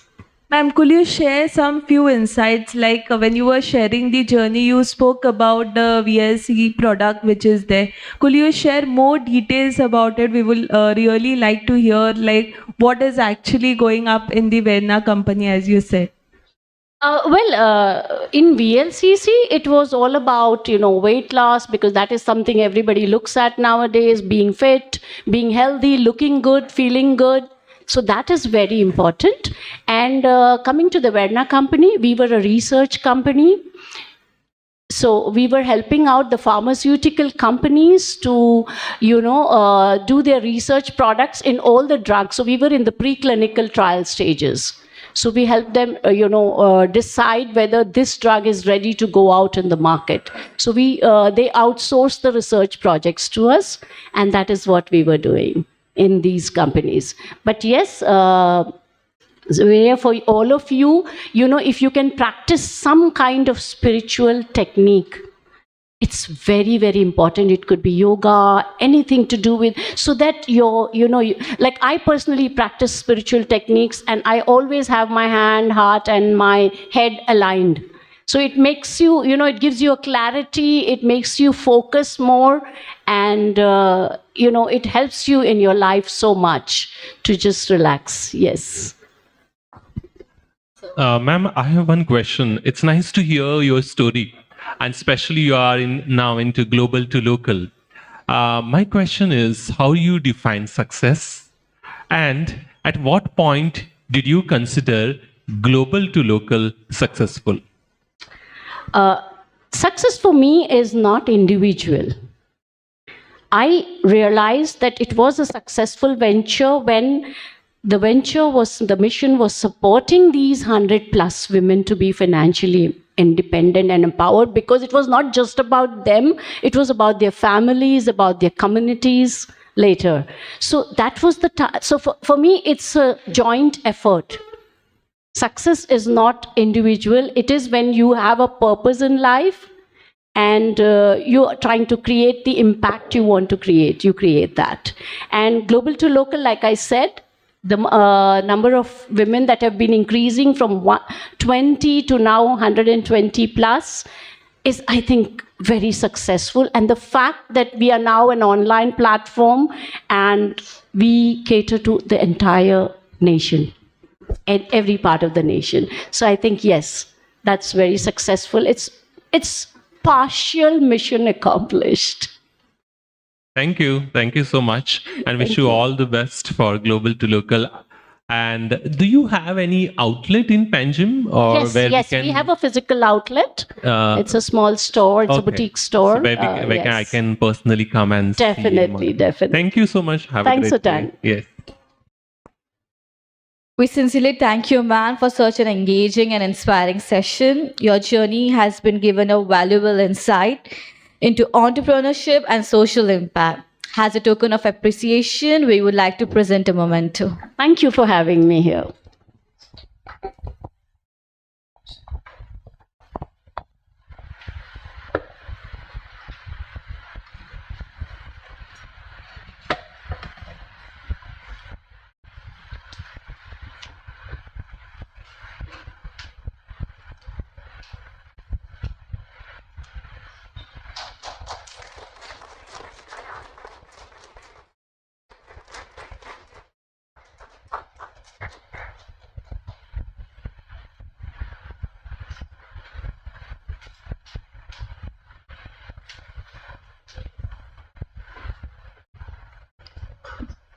Now I would like to invite our next moderator, Mr. Srinivas Namdar, to take over the stage.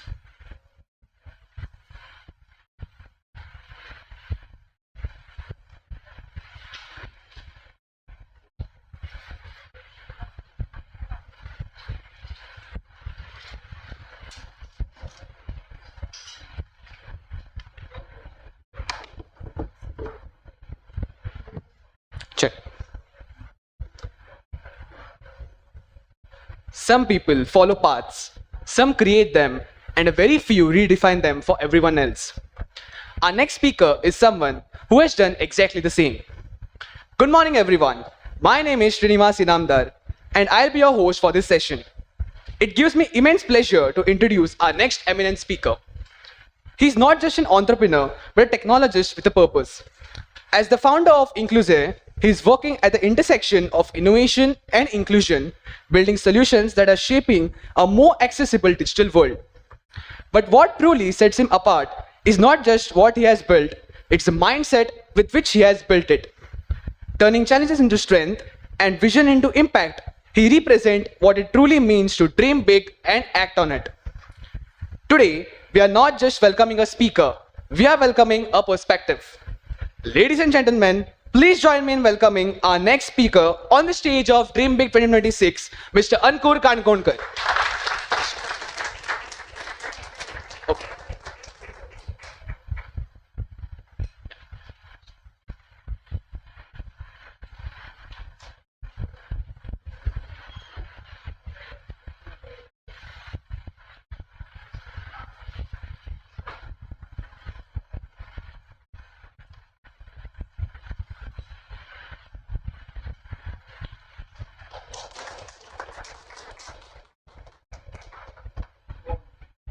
I request sir to kindly address the gathering.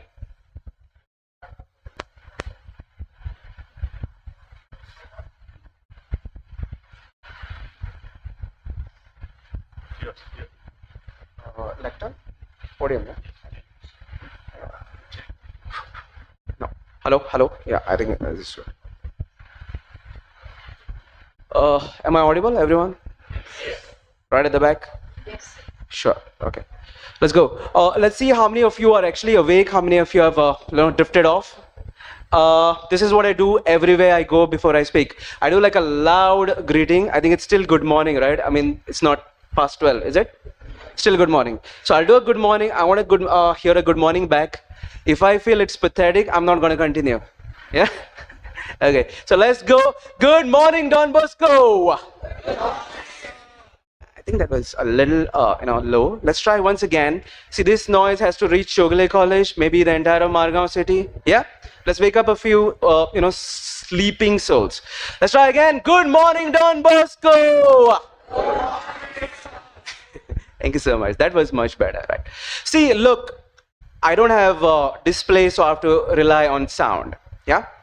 I think he didn't mention it in the introduction, but I prefer being called blind. I'm totally blind. I cannot see a thing. I'll tell you about my journey, how I came here, what I did and all of that. And what do you want to take out from you the entire journey? I'll leave it up to you. Okay, I'm not going to tell you, take out these 3 things or these 5 things, right? So I was born in a small village called Kinle in Kanakona. That's how I have my surname. It's Kankonkar. I've been called a lot of things, right? From Kakodkar to Kakonkar to all kinds of things, which is not correct. It's Kankonkar. I'm from Kanakona, right? Okay, so I did my schooling and everything back home in Kanakona in a school called Katyani Baneshwar Vidyalaya. This is back when I could still see. So I was born sighted. Being one of the most, talented kids, I would call myself talented because I could do a lot of things like theater, elocution, quiz competition, and always good at studies, right? So that nerd kid who used to sit on the first bench wearing glasses and always be in the top 3, I was one of those, yeah? But I also did a lot of other things like sports, cricket being my first love, Sachin Tendulkar, my first god, right?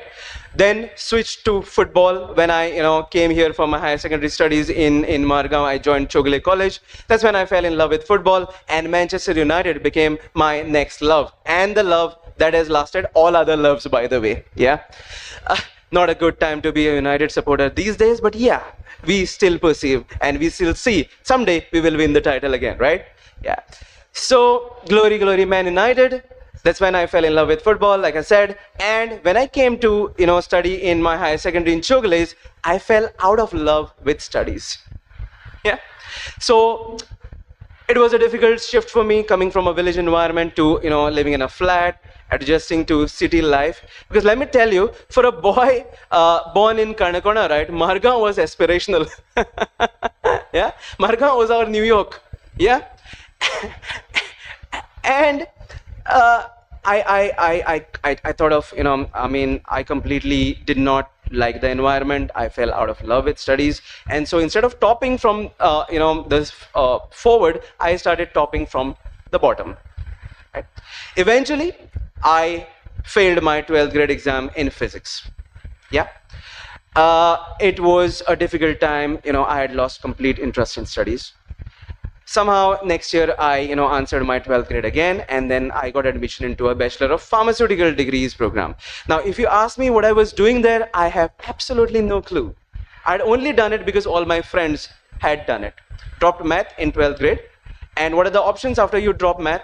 Are pretty, basic. You all are engineering people here, so you all are math students, I assume, right? So someone told me math is difficult, so I just left it. Yeah. Second year of B Pharma is when my life took an absolute turn, not for the worst, but for the good is what I would say, because this is when my eyesight sort of started degrading. So I suffer from a retina condition called retinitis pigmentosa. It's a congenital eye condition, has no treatment all across the globe. We tried everything from Ayurveda, allopathy, sending my papers abroad, visiting the best hospitals in India, abroad, everywhere, but there is absolutely no treatment for this condition. right? So there came a time where I was losing my sight. There was nothing I could do. I was losing my confidence, losing hope, losing everything. Within the period of 1.5 years, I went from about 80-85% sight to absolutely nothing. It was a stage where, of complete darkness. Like I went through a depression. I dropped out of college. I did nothing for almost, a year and a half. It was just about survival, one breath at a time. I didn't know what was in store for me, right? Now, this is where somebody introduced me to something called a screen reader, and that's how technology actually saved me, saved my life, and gave me a purpose. A screen reader basically is nothing but a software, a piece of software that once you install on your system, like your laptop, your mobile devices, etc., your systems basically start talking to you. It's called text-to-speech for all you computer science nerds out there. Okay, TTS. So Google has something called TalkBack, and Android has TalkBack. Windows has something called NVDA and JAWS. Apple has something called VoiceOver, right? So these come inbuilt. So I learned how to, operate all of these systems just using sound.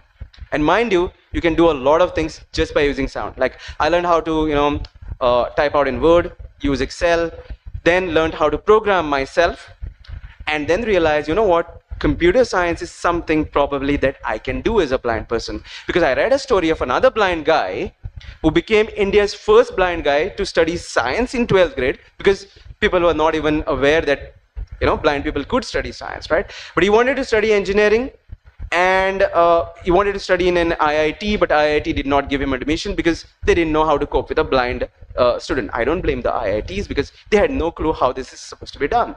Right? Now we have the policies, we have the infrastructure, we have the tech to do this now. But back then in 2011, 12, there was nothing.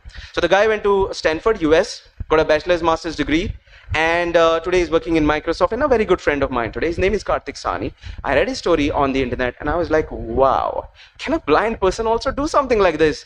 I thought blind person were, best at doing maybe basket weaving, candle making, etc., because that's what we were told that you could do as a blind person.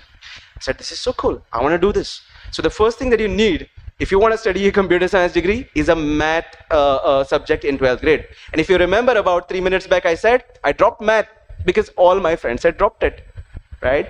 So I'm not eligible, which means I had to write all kinds of letters to the board, multiple visits saying that, you know what, sir, please give me a chance. Answer 12th grade math. Again, I want to study computer science. So finally they agreed, they gave. And I had to study math as a blind person now. So you understand, math studying as a sighted person is difficult at best, right? So studying it as a blind person was even more difficult. But I pursued, I persevered, if that's the word. And somehow I cleared my 12th grade with a writer and everything. And then I went to Chogle College saying that, you know what, you are a premier college in Goa. Please give me admission for BSc Computer Science. They said, you know what? We don't know how to really cope with a blind person. Why not you go to the university? University was like, you know what? We can't give you admission. The college has to give you admission. So go back to the college. And college sent me back to the university, university back to the college, and so on. Until a point, I think they were not ready to take ownership, accountability, or what, I don't know. Okay? But I just kept on doing this until I got fed up. And I said, you know what? I've had enough. I'm going to do something about it myself. So I met the chancellor. I told him, you know what, sir, I've been doing these rounds, up and down, and I want a resolution to this. So give me admission somewhere. If I can't do it, I'm not going to blame the college or the system. I'm going to take responsibility myself. So finally, they gave me admission to Chogle College. Now, I'm very lucky to say this. Wherever I've gone, I've made some amazing friends, some amazing teachers, some amazing people have come in my life. So that happened with me in Chogle as well. I got some bunch of amazing friends, amazing teachers who said, you know what, let's take this up as a challenge. So I was given my study material in accessible format, which I could read with my screen reader. I was allowed a reader-writer for my physics and mathematics papers, and I could type out my exam papers for computer science, which was the first of its kind, right? So first year happened, I got a distinction, and that's when I realized, you know what, I can do this. So second year happened, third year happened. I had already decided I was going to, major in computer science, and through sheer hard work, determination, and everything else, blood, sweat, and real tears, mind you. In the final year, I scored 94.5%, and I topped the entire university in 2017. Thank you so much. I never leave a chance to brag about this anywhere I go, by the way. And this was not going to be an exception, because this is something I'm going to brag about until the day I die. Right? This is the biggest achievement of my academic career. It became big news. You can Google Ankur Kankonkar. You'll still get the articles probably back from 2017. It became big news. Blind guy tops university. And when I say tops university, I top the entire 9 streams of BSc, right? From computer science, physics, math, etc., etc. Right? So the same people who were like, how are you going to cope? How are you going to do all of that? Were the first ones to say, Ankur, you know what? We always knew you could do this. You had the talent. I like, nice. So, the first lesson I want you to take away from here is, if you want to shut up your doubters, you got to prove yourself with action, not with words. Right? So then I got like a master's degree in information technology, again from Chocolate College. And 2019, I said, a couple of friends I convinced of mine and said, you know what, let's start up something of our own, because I didn't want to work for anyone. I'm a Gemini, by the way, so I find it very difficult to take orders from anyone. I'm also, someone who once starts talking, cannot stop. So they told me you get 10 minutes. I'm like, I take about 10 minutes just to set the tone. So, you know what? I'm going to wrap up in the next 2 to 3 minutes. But I said to my friends, you know what? Let's start a company, because I don't want to do a job. Right? So I convinced 2 other people to join me, both cited, of course. And we started a company that was called Caps Lock at the time. Don't even ask me how I got that name. It sucks, I know. Caps Lock with a K. That was my innovation, really.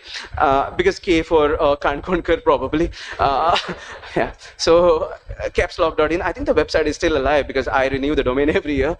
It's my first baby, so you just can't let it go just like that, right? And then came COVID in 2020, and it had other plans, right? So businesses were affected. A lot of our clients, said, we don't have the money to pay you guys. So we had to make a call whether we want to continue or we want to shut it down.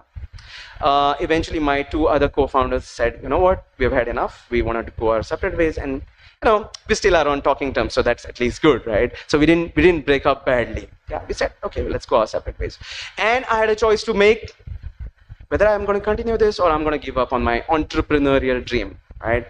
So I said, you know what, let's continue. So I set up a new firm. It is called Kankonkar Technologies Private Limited, but there are 2 brands under it. Today, it's called Anklytics, and the other brand is IncluSeer. I'll be speaking about that in my couch side talk, or whatever you call it, fireside chat. Yeah. So I started, a tech firm concentrated on building software products. And we started getting clients from Goa, from India, and finally from abroad. Like my friend that I told you about, the blind friend called Karthik Sani, he went on to become like a UN ambassador. And one fine day he called me saying that, Ankur, there's a project for the United Nations. Are you want to take it up? I'm like, serious? Are you like, dude, are you serious? The United Nations, and we are like a team of 3 or 5 people. Can we handle this? And he's like, Ankur, you have to make a call. You want to take this or not? So I took a day and I said, you know what? Sometimes when opportunity knocks at your door, you need to open the door, right? So we took it on. It became a success. That's when I first came across something called accessibility. Accessibility basically means how you can make your platforms, digital, physical, etc., usable by everyone, including persons with disabilities, like myself, right? Now, if I tell you, blind people can use computers, a lot of people don't believe me. They ask me, how are you going to do that and all. Probably I'm going to show you that in my outside talk.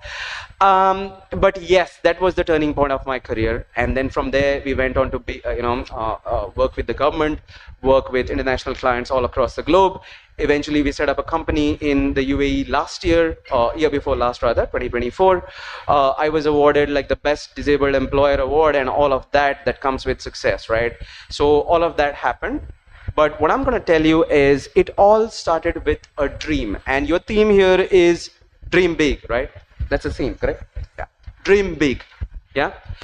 So I'm going to tell you something. You don't need eyesight to dream. And you don't need eyesight to have a vision, because sight, remember, is what you can see with your eyes, but vision is something that you can see with your mind. And remember, the only person who can control your mind is you. right? So a lot of people will be telling you, you know what, you're not cut out to do this, or you're not cut out to do that. You know what? Just bin it all. Remember that inner voice that tells you what you need to do. You always start with dreaming big, because if you can dream big, right, you can do something substantial in this world. Don't dream small, because if you dream small, you'll end up making something smaller. Yeah, and there's no time for making smaller things. So let's go. This is my journey. My Instagram handle is called The Blind Legend. I know it's in your face marketing, but that's what I prefer, in your face. I am blind, but I can see better than most people is what I'm going to tell you. And to dream big, you don't need sight. You don't need anybody's permission. So you know what? If anybody tells you you're not cut out to dream big, you can start with yourself. Shut them up with your own actions. Remember one more thing before I go. So talent, sometimes, you know, a lot of people say we need talent to succeed and all of that. I agree. But you need resilience, which will help you, you know, take your game to the next level. One line that I have crafted myself, remember, talent helps you start, but resilience helps you finish. So always remember that, yeah? So I am Ankur Kankonkar. It's been great. You know, you've been a great audience. You've clapped at the right moments, and you stayed silent at the other moments. I appreciate that. Let's continue the chat on the couch. Yeah. Thank you so much for listening to me.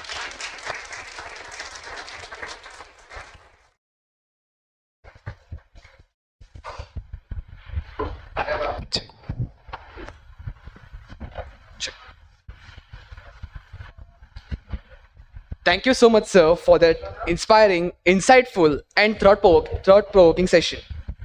To take this conversation forward and deep dive in our journey, I request you to kindly join us on the couch for the further session.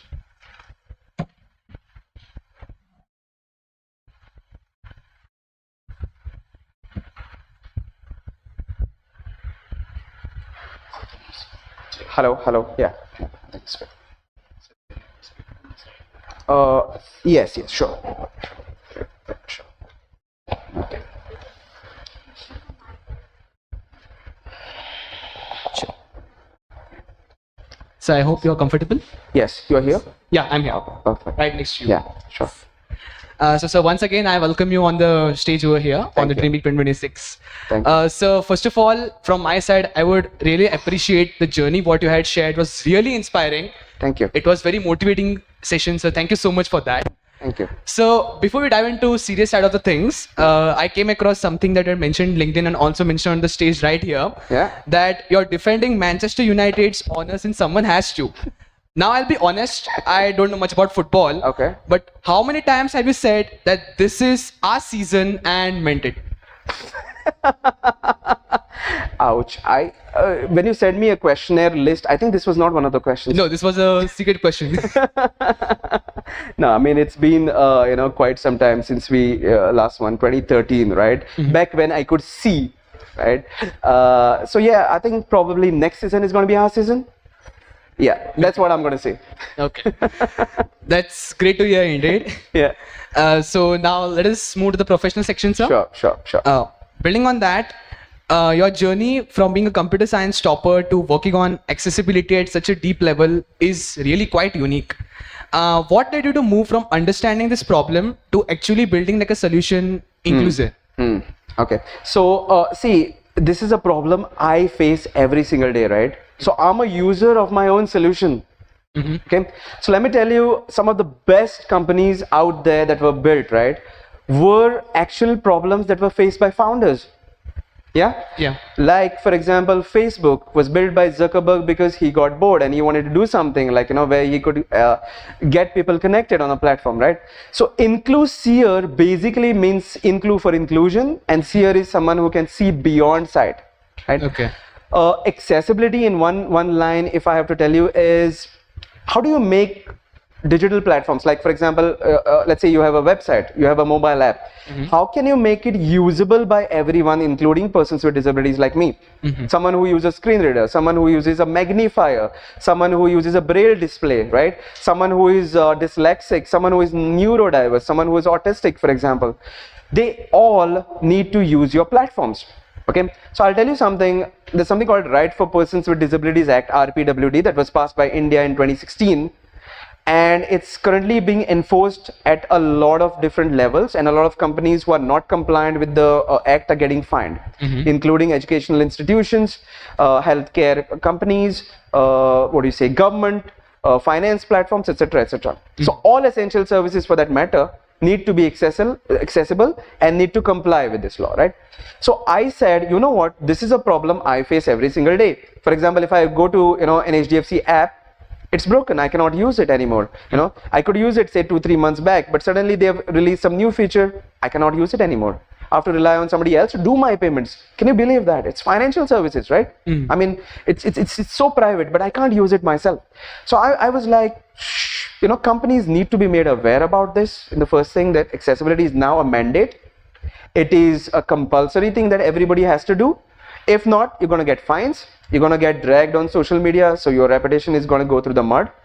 And it is also an operational risk. Like, for example, let's say I can't use a healthcare app and I don't have anybody to help me, then I'm at risk, right? I might even lose my life.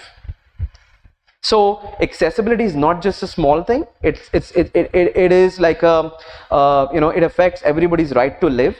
And that's what I decided, I'm the best person to solve this, because I face this problem every single day being blind, right?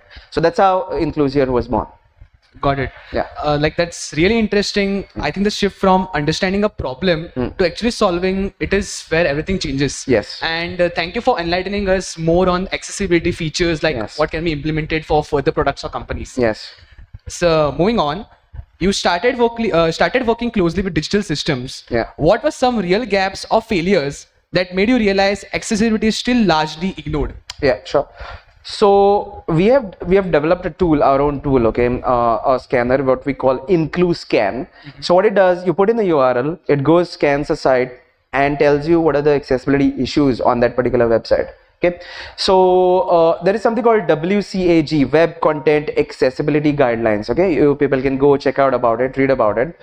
So these are guidelines that are given to make any app or website, usable and accessible.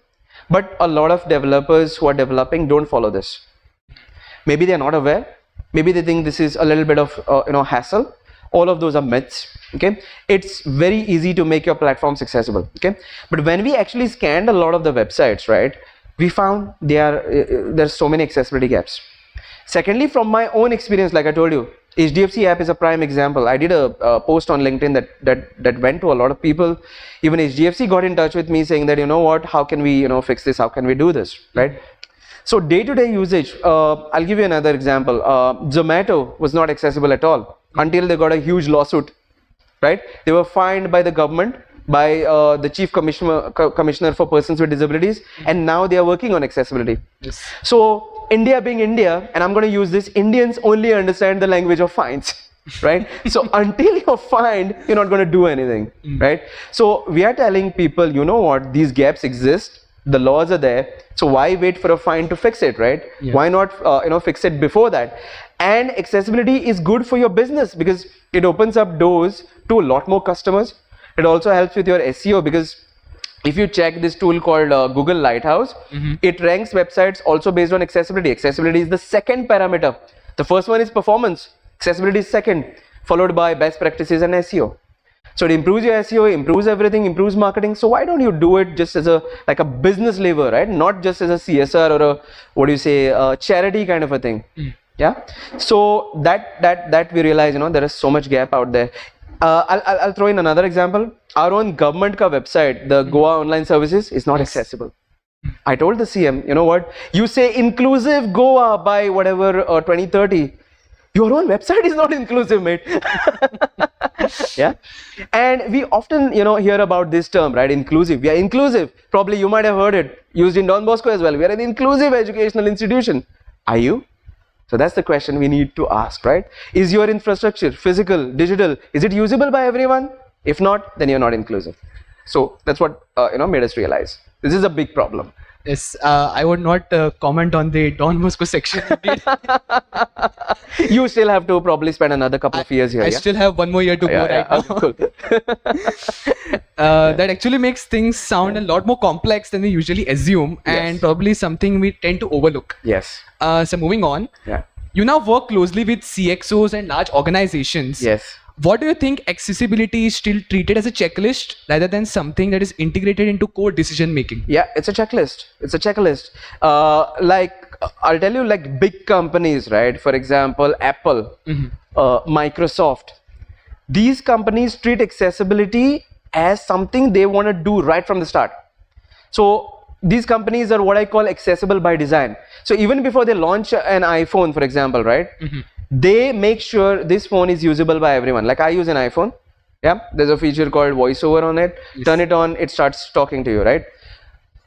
Someone with low vision, there's something called color contrast mode that you can switch on. For someone who cannot hear, someone who cannot talk, right? There are caption features. So you know what? They think about accessibility right at the start. Microsoft, like Word, Excel, etc. They made it accessible right from the start because they wanted their platforms to be used by a lot of countries and with by a lot of different kinds of people, right? So they made accessibility like a default, not a checklist. But when it comes to our own firms, of course, I said lack of awareness and all of that is there, but they still treat accessibility means it's going to help persons with disabilities. That's all. So I was speaking to one of the founders of an e-commerce brand, and he was like, "We don't get disability customers, man." I'm like, "How do you know? I might be trying to use your website, and because it is not usable, I've dropped off. How do you know I'm not your user? You have not even given me a chance to become your customer, right? Even before me coming and using your platform, you're saying, you know what, we are filtering here, we are excluding you. So how can I become your customer?" So they think, you know what, this is just for disabled customers. What about senior citizens? What about temporarily disabled people? And I'll give an example. Let's say I don't want to I don't wish it on anyone. Let's say somebody meets with an accident, yeah, and can't use their hand for, let's say, a month. He's disabled. He's disabled temporarily, right? Let's say you have an eye operation, you cannot see for a week. You are temporarily disabled. What are you going to do? You realize this, right? So you have to depend on others for you to take care of. So disability is not permanent, it can also be temporary. So we need to take care of these things. So it's still a checklist, and I think with the act, with a lot of fines happening, with a lot of awareness happening, it's totally going to be like a default going forward. One last example I'm going to give you. Netflix is one of the best examples of inclusion. Okay, I watch Netflix all the time, and you might be asking, like, how? Do you know how? Do you know a feature called audio description? Anybody in the audience has heard of this? Did you research this before I came here? No, not. But that is a feature of audio description which I had went across Netflix. Yes. Yeah. So it describes the scenes to you, right? When there are no dialogues. How cool is that? Like, I was watching a series with my niece the other day, some Korean drama thing. I was like, I don't do this Korean drama. She's like, you need to watch this. Yeah. So I watched it with her, and she was like, this is so cool. There were some scenes which even I did not understand, she was telling me, and which made me understand because of audio description. So you know what inclusion is, this where you can do something with someone else and their experience also gets enhanced, right? So that is what needs to happen, is what I feel. Got it. That's the very important point. I think a lot of systems today are built for efficiency but not necessarily for inclusivity. Yes. This is what I can conclude from here. Yes, absolutely. Yes. But what I would like to add is accessibility also improves efficiency. Yes, indeed. Yeah. Because more people can, when they're trying to access the platform, like you can get more customers out of it. Exactly. Exactly. Like More feedback. They don't feel included into that, but you're trying to build something from which they get included into the platform. 100%. 100%. Yeah. So moving on to the next question. Yes. Your journey clearly reflects turning challenges into strengths. What mindset shift helped you consistently move forward even during an uncertain phases? Okay, so mindset shift is something that you need if you want to break any barriers, if you want to convert challenges, whatever, into opportunities, right? So the first thing that you got to do is remember one thing. Your mindset is the only thing that you can control. Absolutely. Your body is not entirely in your control. Do you know this, right? We can put in some food and some stuff in it, but your body is not entirely in your control. The only thing that you have in your control is your mind. So you can control your thoughts. You can put the right stuff going in, because we have this saying, right? Garbage in, garbage out. Yeah. So if you put garbage in, you're going to get garbage out. So you need to surround yourself with the right people. Those people who say, you know what, Ankur, no, this is not for you. Maybe you're not going to be able to do this. And all that. I cut them out. It was a difficult choice. It was a difficult decision for me, mind you, but I had to make that decision. I cut all of them out. Secondly, I don't follow any kind of negative stuff that is happening on social media or negative news on TV. Just cut them out. Anything negative, I just cut it out, right? Because you need to put your, fill your head with the right stuff. Also, as a kid, like I said, as a bit of a nerd, I still am a bit of a nerd. So reading is one of my hobbies. I don't think it's a hobby for anyone here, right? Does anybody read as a hobby? You will say yes just for the sake of it, but I know the truth. But if you really love to read, great for you, right? Great for you. So I listen to audiobooks now. So I have an app called Audible. So I've listened to some of the top audiobooks and some of the top authors and some of the top writers out there. That's what made me, realize how you shift your mindset, how you shift your mind to concentrating on the things that you can control, to building your own attitude, and then everything else falls in place. Now, if you yourself think, you know what, I can't do it, then you'll never be able to do it, right? So there's a saying, anybody has heard of this? If you believe you can, or you believe you can't, either way you are right. What does that mean? If you believe you can do something, or you believe you can't do something, you are right. Both ways you are right. So who decides whether you can do something or not? It's you. So it's you who needs to change that mindset. So surround yourself with the right people, the right support system, maybe your family, friends. Choose them wisely. Put in the right information, the right, consume the right sort of, content, news, etc. The right sort. Read the right stuff, the right things out there. And then I think your mindset shift can happen that way, right? Because positivity just does not come from, listening to motivational talks. You called my talk motivational. Let me tell you something. Motivation is perishable item. Do you know this? Just like your groceries, motivation is perishable. You walk out of this room, you forget what I spoke. In 10 minutes time, you're like, so inspirational, so this, so that, I want to do this. Next day, it all goes down the drain, right? So motivation is perishable. You need to take some action. So 3-4 things that you could do straight away, like I've told you, do them. And then you can slowly shift your mindset. And it's not an overnight process, man. Like mindset shift does not happen like yesterday I turned on the switch and today I'm positive, right? It took a long time. I had to go through a depression and everything else, right? So you need to use everything that happens in your life, even the negative stuff. And then probably, you're going to build that mindset up. So it needs time. Got it, sir. I hope that answers your question. Yes, indeed, sir. That's really powerful, and I think that mindset is something everyone here can take back. Yes, indeed. Sure. So moving on to the next question, you work closely with large organizations and decision makers. Yes. How do you see institutions like us collaborating or contributing towards building more inclusive digital systems? Yeah, for sure. So first thing is, I don't know how many people were aware about accessibility before I walked in. Okay. Honest to God, how many people were actually aware here? I don't know. I'm not blaming you because this is something that we don't discuss, right? So I feel as computer science, I think we are all computer science people here, all computer engineering people. Yes, almost. We should be aware about accessibility right at the start. So, even before you start doing anything in terms of web, mobile, etc., accessibility has to be built in as one of the topics that you discuss in your curriculum. It should be discussed at your management level, at board level, saying that, how can we make our infrastructure accessible? I'm pretty sure your physical infrastructure is pretty good. Like if someone comes with a wheelchair, I think you have ramps, you have lifts, you have few other things. Yes. The first thing you can do is you can actually get it measured. Like how accessible are you as an organization in terms of your physical accessibility, in terms of your digital infrastructure, like your websites, your apps, your internal tools. Are you really accessible? Are you really usable? You can start from there. Secondly, you can start training your faculty, your ID teams, etc. on how do you maintain inclusiveness, maintain accessibility. Because See, a lot of organizations start well, like I said, HDFC, so it was pretty accessible. 3 months back, they broke. That means they don't have the system to monitor, to govern, right? So we need a system that continuously monitors accessibility.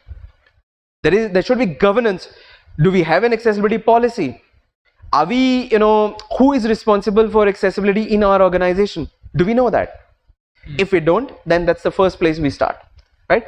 Now, as an organization, as an educational organization, of course, the first thing you can, embed is in students. If students here today know what is accessibility, tomorrow, so let's say you go and work in organizations like, say, Accenture or TCS or any other, major organizations, you will already embed accessibility in your workflow, right?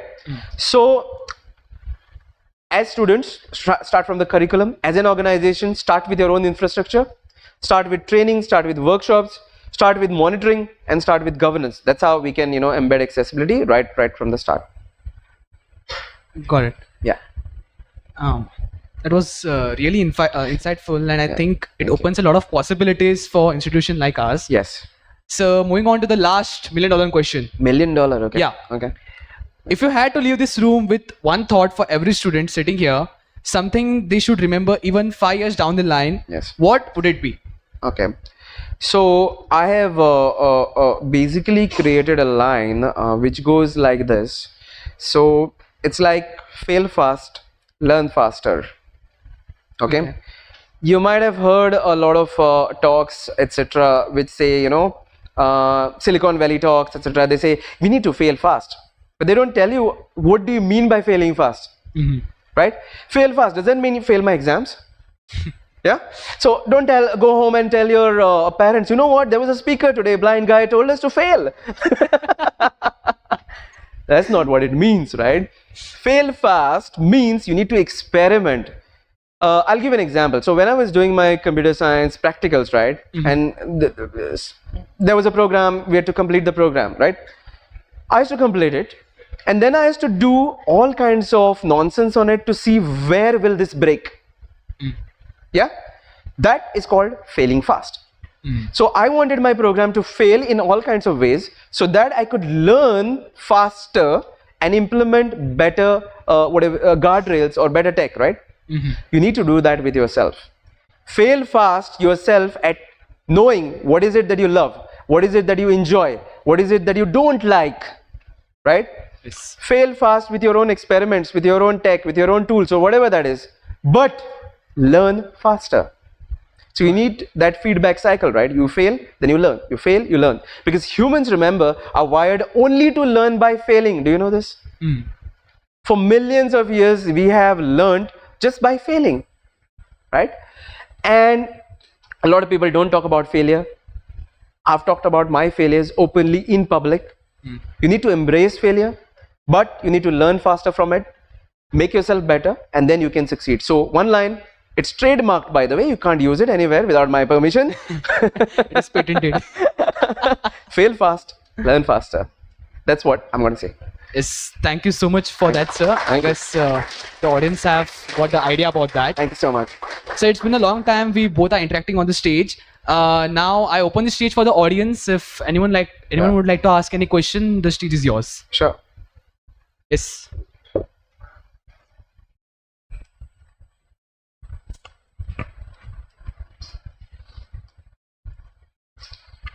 Hello, sir. Good afternoon. Good afternoon. My name is Pranav Kelkar. Yes. So my question is when you're building a startup, what is that one misconception that the people have and that needs to be broken?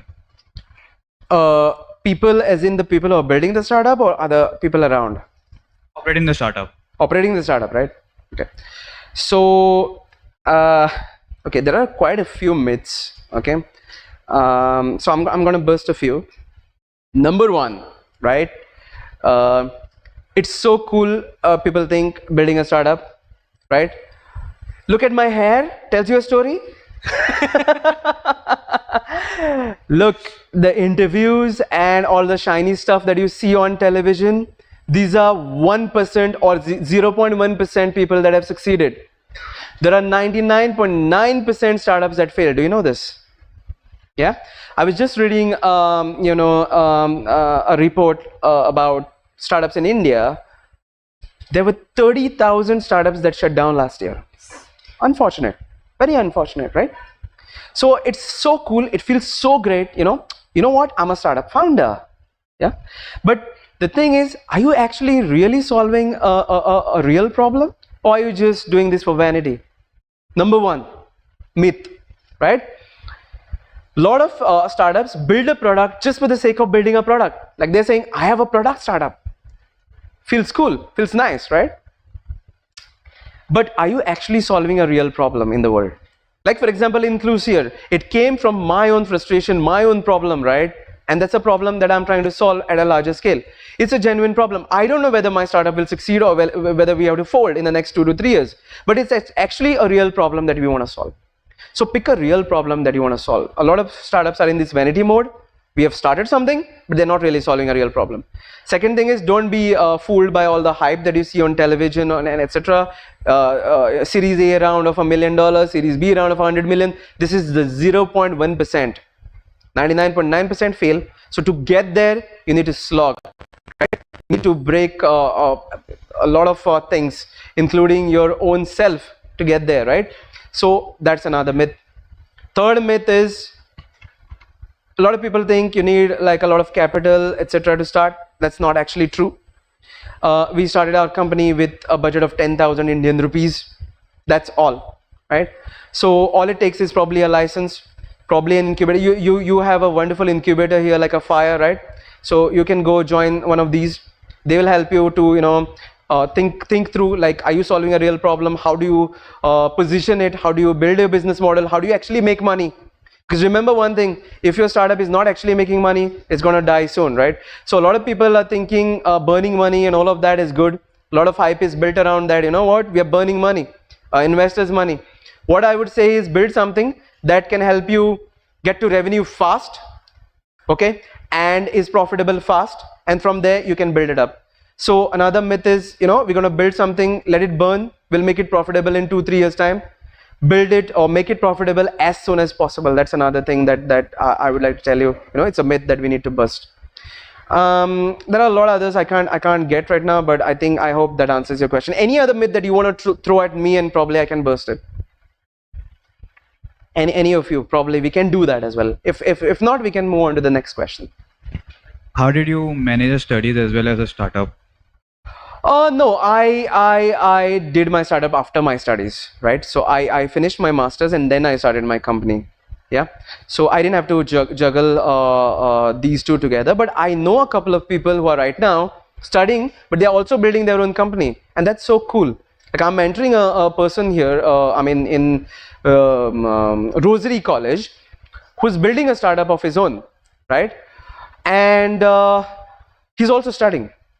So I asked him, like, how do you manage this? So he was like, I have dedicated time slots for my studies, and I have dedicated time slot for my company, like my startup that I'm building, right? So one thing is, you can block your time, number one.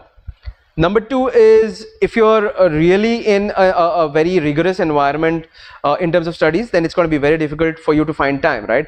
But you'll have to find some extra time, maybe, weekends or something. You'll have to give up, you'll have to sacrifice something for your own startup. So you can't build a company and study and also probably go out on the weekends with your friends. Probably somewhere you'll have to make some sacrifice, right?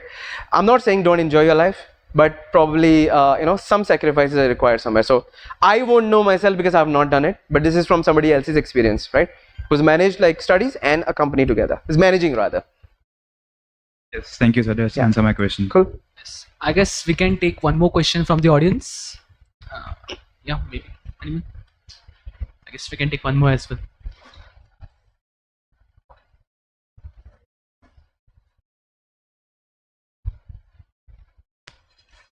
Good morning, sir.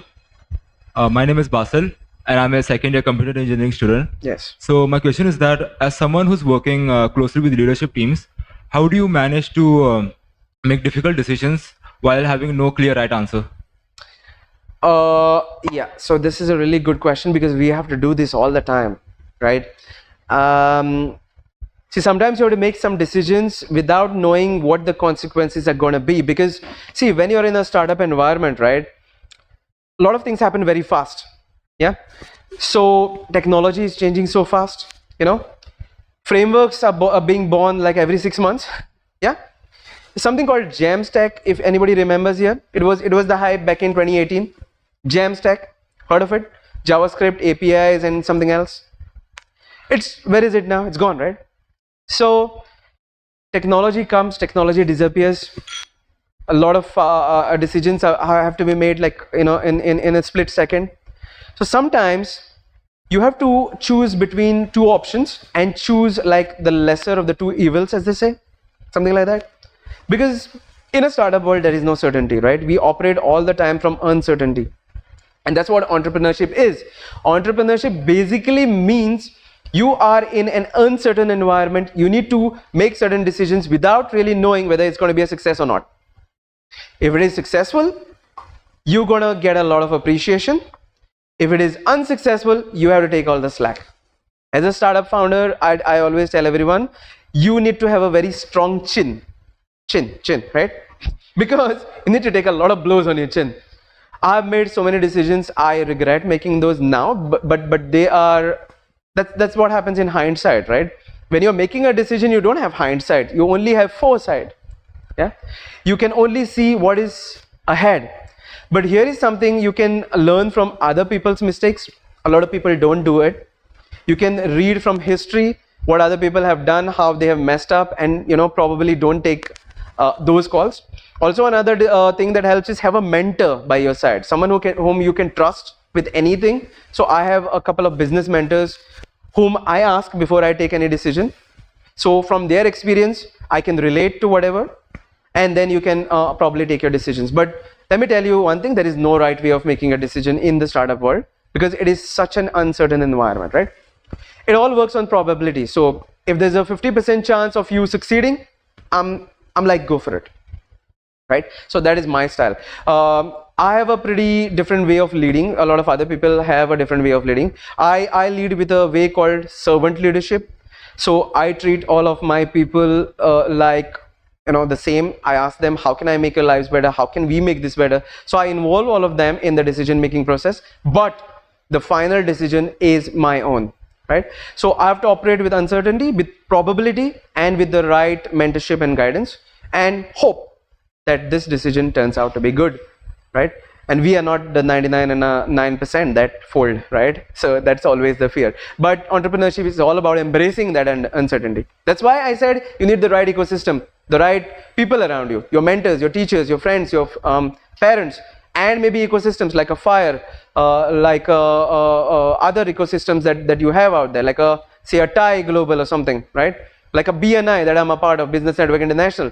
So you need organizations like this to be with you so that you can make the right calls. I hope that answers your question. I'm like, yeah, that's not pretty specific, but that's the best I can do, mate. Thank you, sir. Yeah. Yes, I can take one last question mostly over there.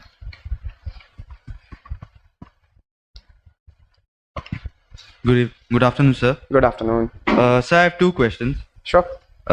You spoke about taking in some positive content through audiobooks. So, what are some that genuinely influenced your mindset? Yes.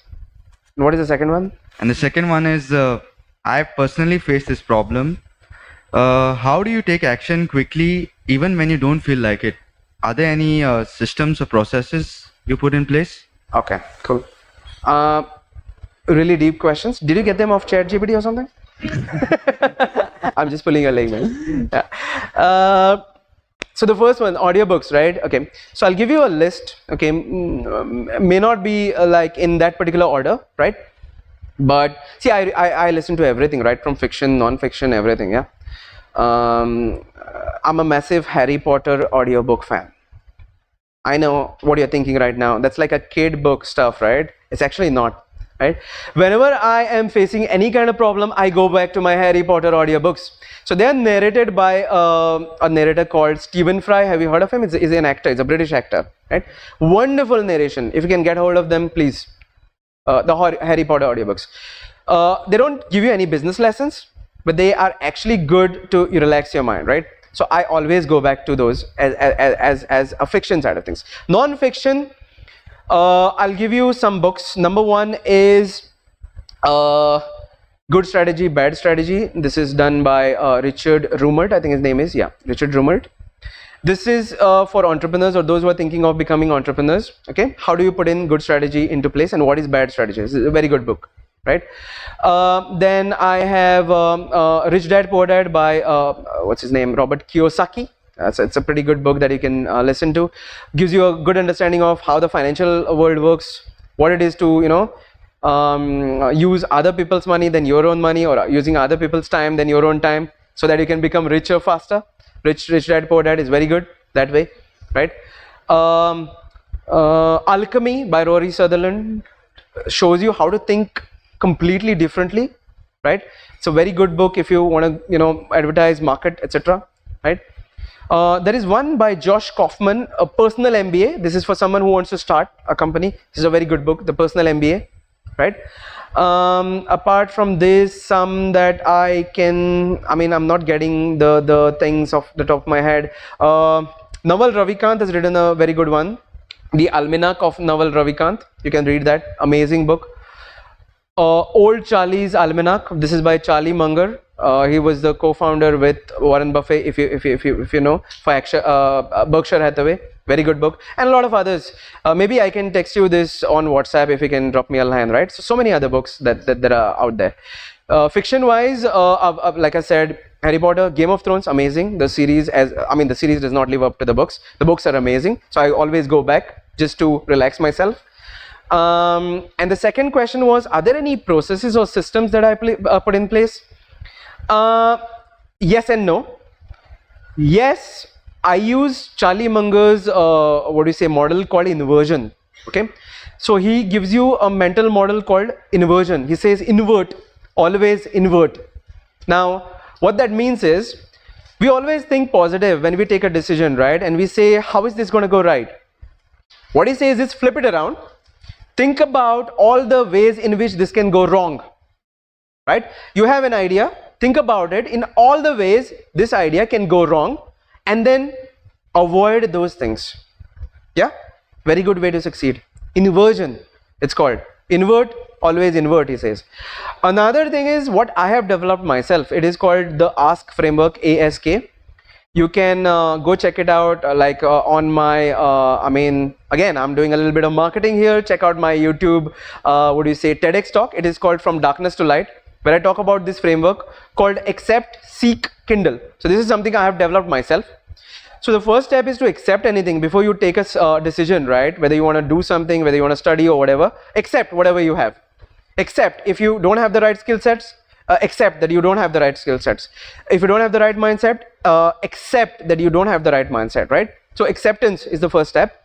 Second is seek. So you find who can actually help you, whether these are people around you, or do you need to reach out to somebody else? Are these teachers, are these friends, are these mentors? Who are these? Seek, right? And the last one is Kindle.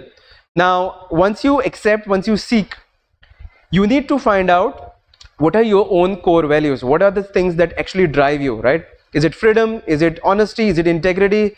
Is it something else? You need to find out your own core values, and then based on that you need to find a purpose. What is your purpose in life to solve, right? What is it that you're looking for? Yeah, so this is a broader sort of a framework that you can use. One quick thing that you can do to stop procrastination, I use the Pomodoro technique. Anybody here aware about the Pomodoro? Yes. Yeah. So basically put in a time slot of about half an hour or 55, 1 hour, whatever it's comfortable for you. Say I'm going to complete an XYZ task in this 30 minutes. Don't get up until that is done. Sometimes you realize it is, once you start, right, it is harder to stop. Has anybody realized this? You start that I'm going to do this for the next 5 minutes, you end up an hour or 2 hours doing the same thing, right? So Pomodoro is something that you can use. Another thing I use is one task per slot. Like I say I'm going to do and it's also called the most important task, MIT technique, most important task. So put that in front of you. This is my most important task. I'm going to finish this off by say 12 p.m. Put a deadline to it. I'm going to finish this by 12 p.m. Otherwise, I'm not going to give myself that extra time to, watch Netflix or maybe do something else. So you do that, and then you reward yourself with some sort of a reward, right? That also works. Like for example, I say I'm gonna spend half an hour on Netflix if I do this by this deadline. That also works. Yeah. So these are some of the things that I personally use. I don't know whether these are great things or whatever, but these are things that I use myself. I hope that answers your question. Yes. Yeah. Cool. Thank you, sir. Thank you. Yes.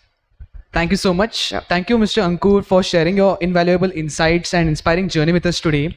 We truly hope our audience has gained both inspiration and practical wisdom from this discussion what we had. I hope as well. Yeah. Now, as we close this memorable session, I request you to kindly come forward and accept a memento and stand for a group picture. Sure. Do we need to take this off? No. We'll take that. Professor will take that. Yes. We just need to take one photo there. Sure. Done? Yes.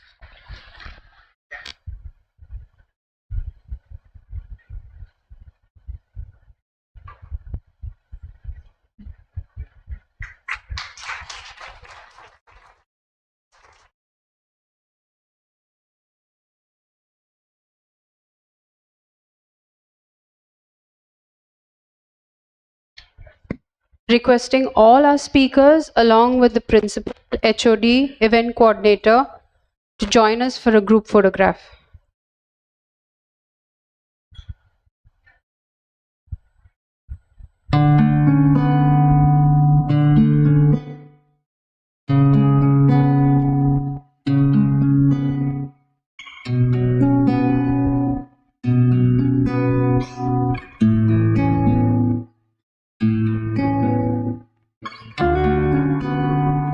Requesting our registrar to please join and all our faculties of computer engineering department for the photograph.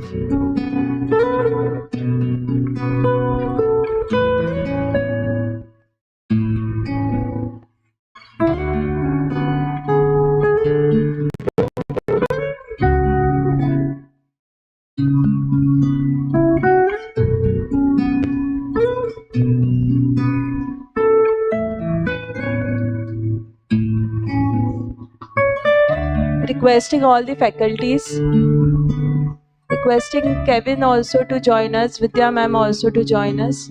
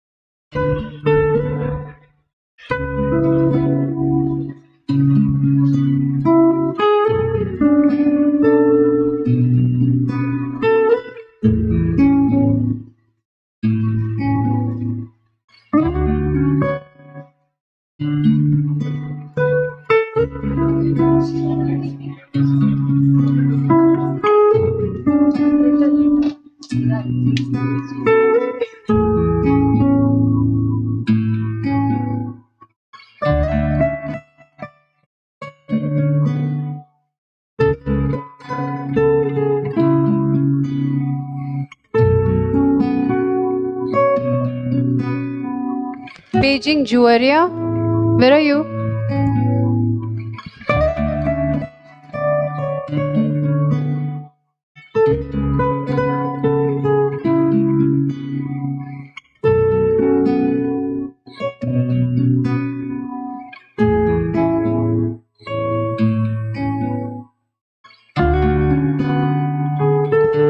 I hope all of you learned something from those inspiring sessions. Thank you to all our moderators for guiding the sessions so wonderfully and making them truly engaging. Ma'am is gone.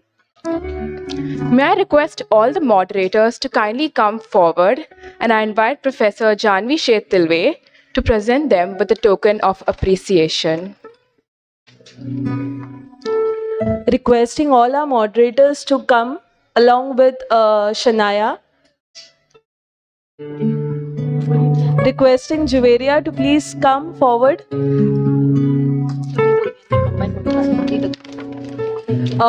So I'm pretty much sure that our speakers were fantastic and our moderators along with our MC also did a fantastic job. So can we have a round of applause to each one of them?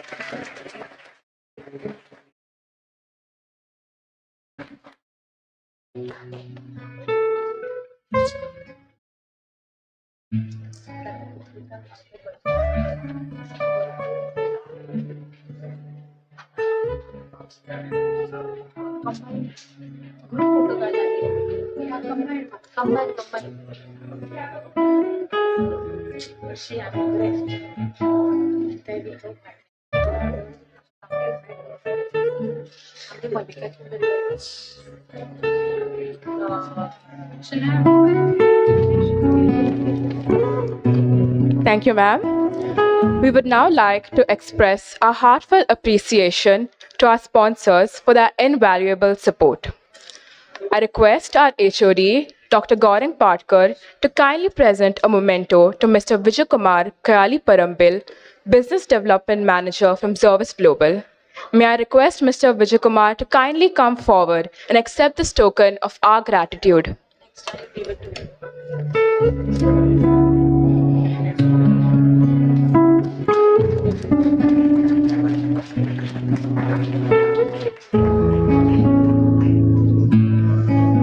Thank you, sir. I request our DreamBig faculty coordinator, Ms. Janvi Shetilve, to kindly come forward and present this memento to Ms. Nandita Shirvant, Senior Account Partner from Badami Private Limited.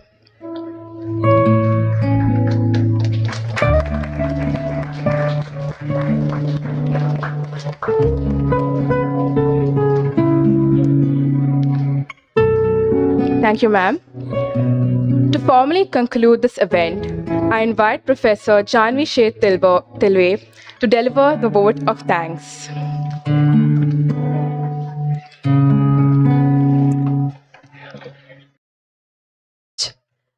It's 12:35. I will take exactly 2 more minutes. So students, are you all with me? Yes. The future belongs to those who learn more skills and combine them in creative ways. A very good afternoon to one and all present. On behalf of Department of Computer Engineering, I extend my heartfelt vote of thanks to everyone who contributed to the success of DBCE DreamBig 2026. I would like to express my sincere gratitude to Father Wilfred Fernandez for his constant support and blessings, and to our principal, Dr. Neena Panandikar, for providing us with the platform and encouragement to organize such a meaningful event. A very special thanks to our head of department, Dr. Gaurang Patkar, for his unwavering support, constant encouragement and guidance. His belief in our ideas and readiness to support every initiative has been the strong driving force behind the success of the events like DreamBig. We are deeply grateful to our esteemed speakers, Mr. Sumukh Kamat, Ms. Asha Arondekar, and Mr. Ankur Kankonkar for taking out their valuable time and sharing their knowledge, expertise, and insight. Your interaction has truly inspired our students and enriched their learning beyond the classroom. I will also like to thank all our faculty members, teaching and non-teaching staff for their support and coordination throughout the event.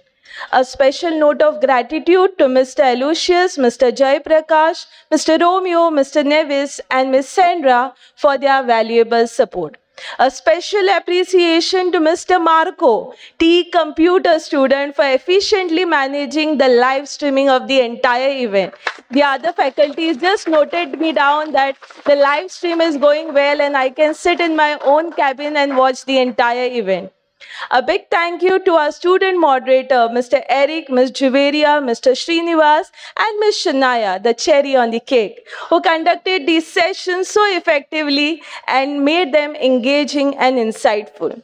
To all our students, especially the team handling the reception, stationery, technical, design, support, and mainly the refreshment committee, which is still standing backward. Thank you for your enthusiastic participation and teamwork. A special shout out to all the students from second year, third year, and final year for attending in large numbers and making the event lively and successful.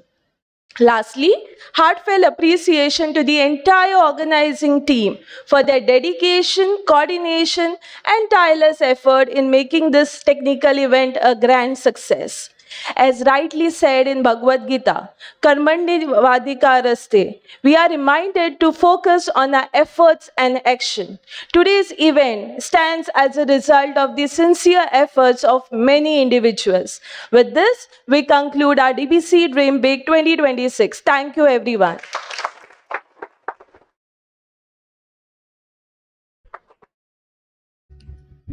Thank you, ma'am.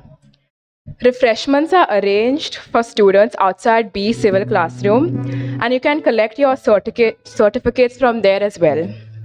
Please feel free to join, interact, and network. Once again, thank you all for being a part of DBCE DreamBig 2026. Keep learning, keep innovating, and always remember to dream big. Yay. Dream big.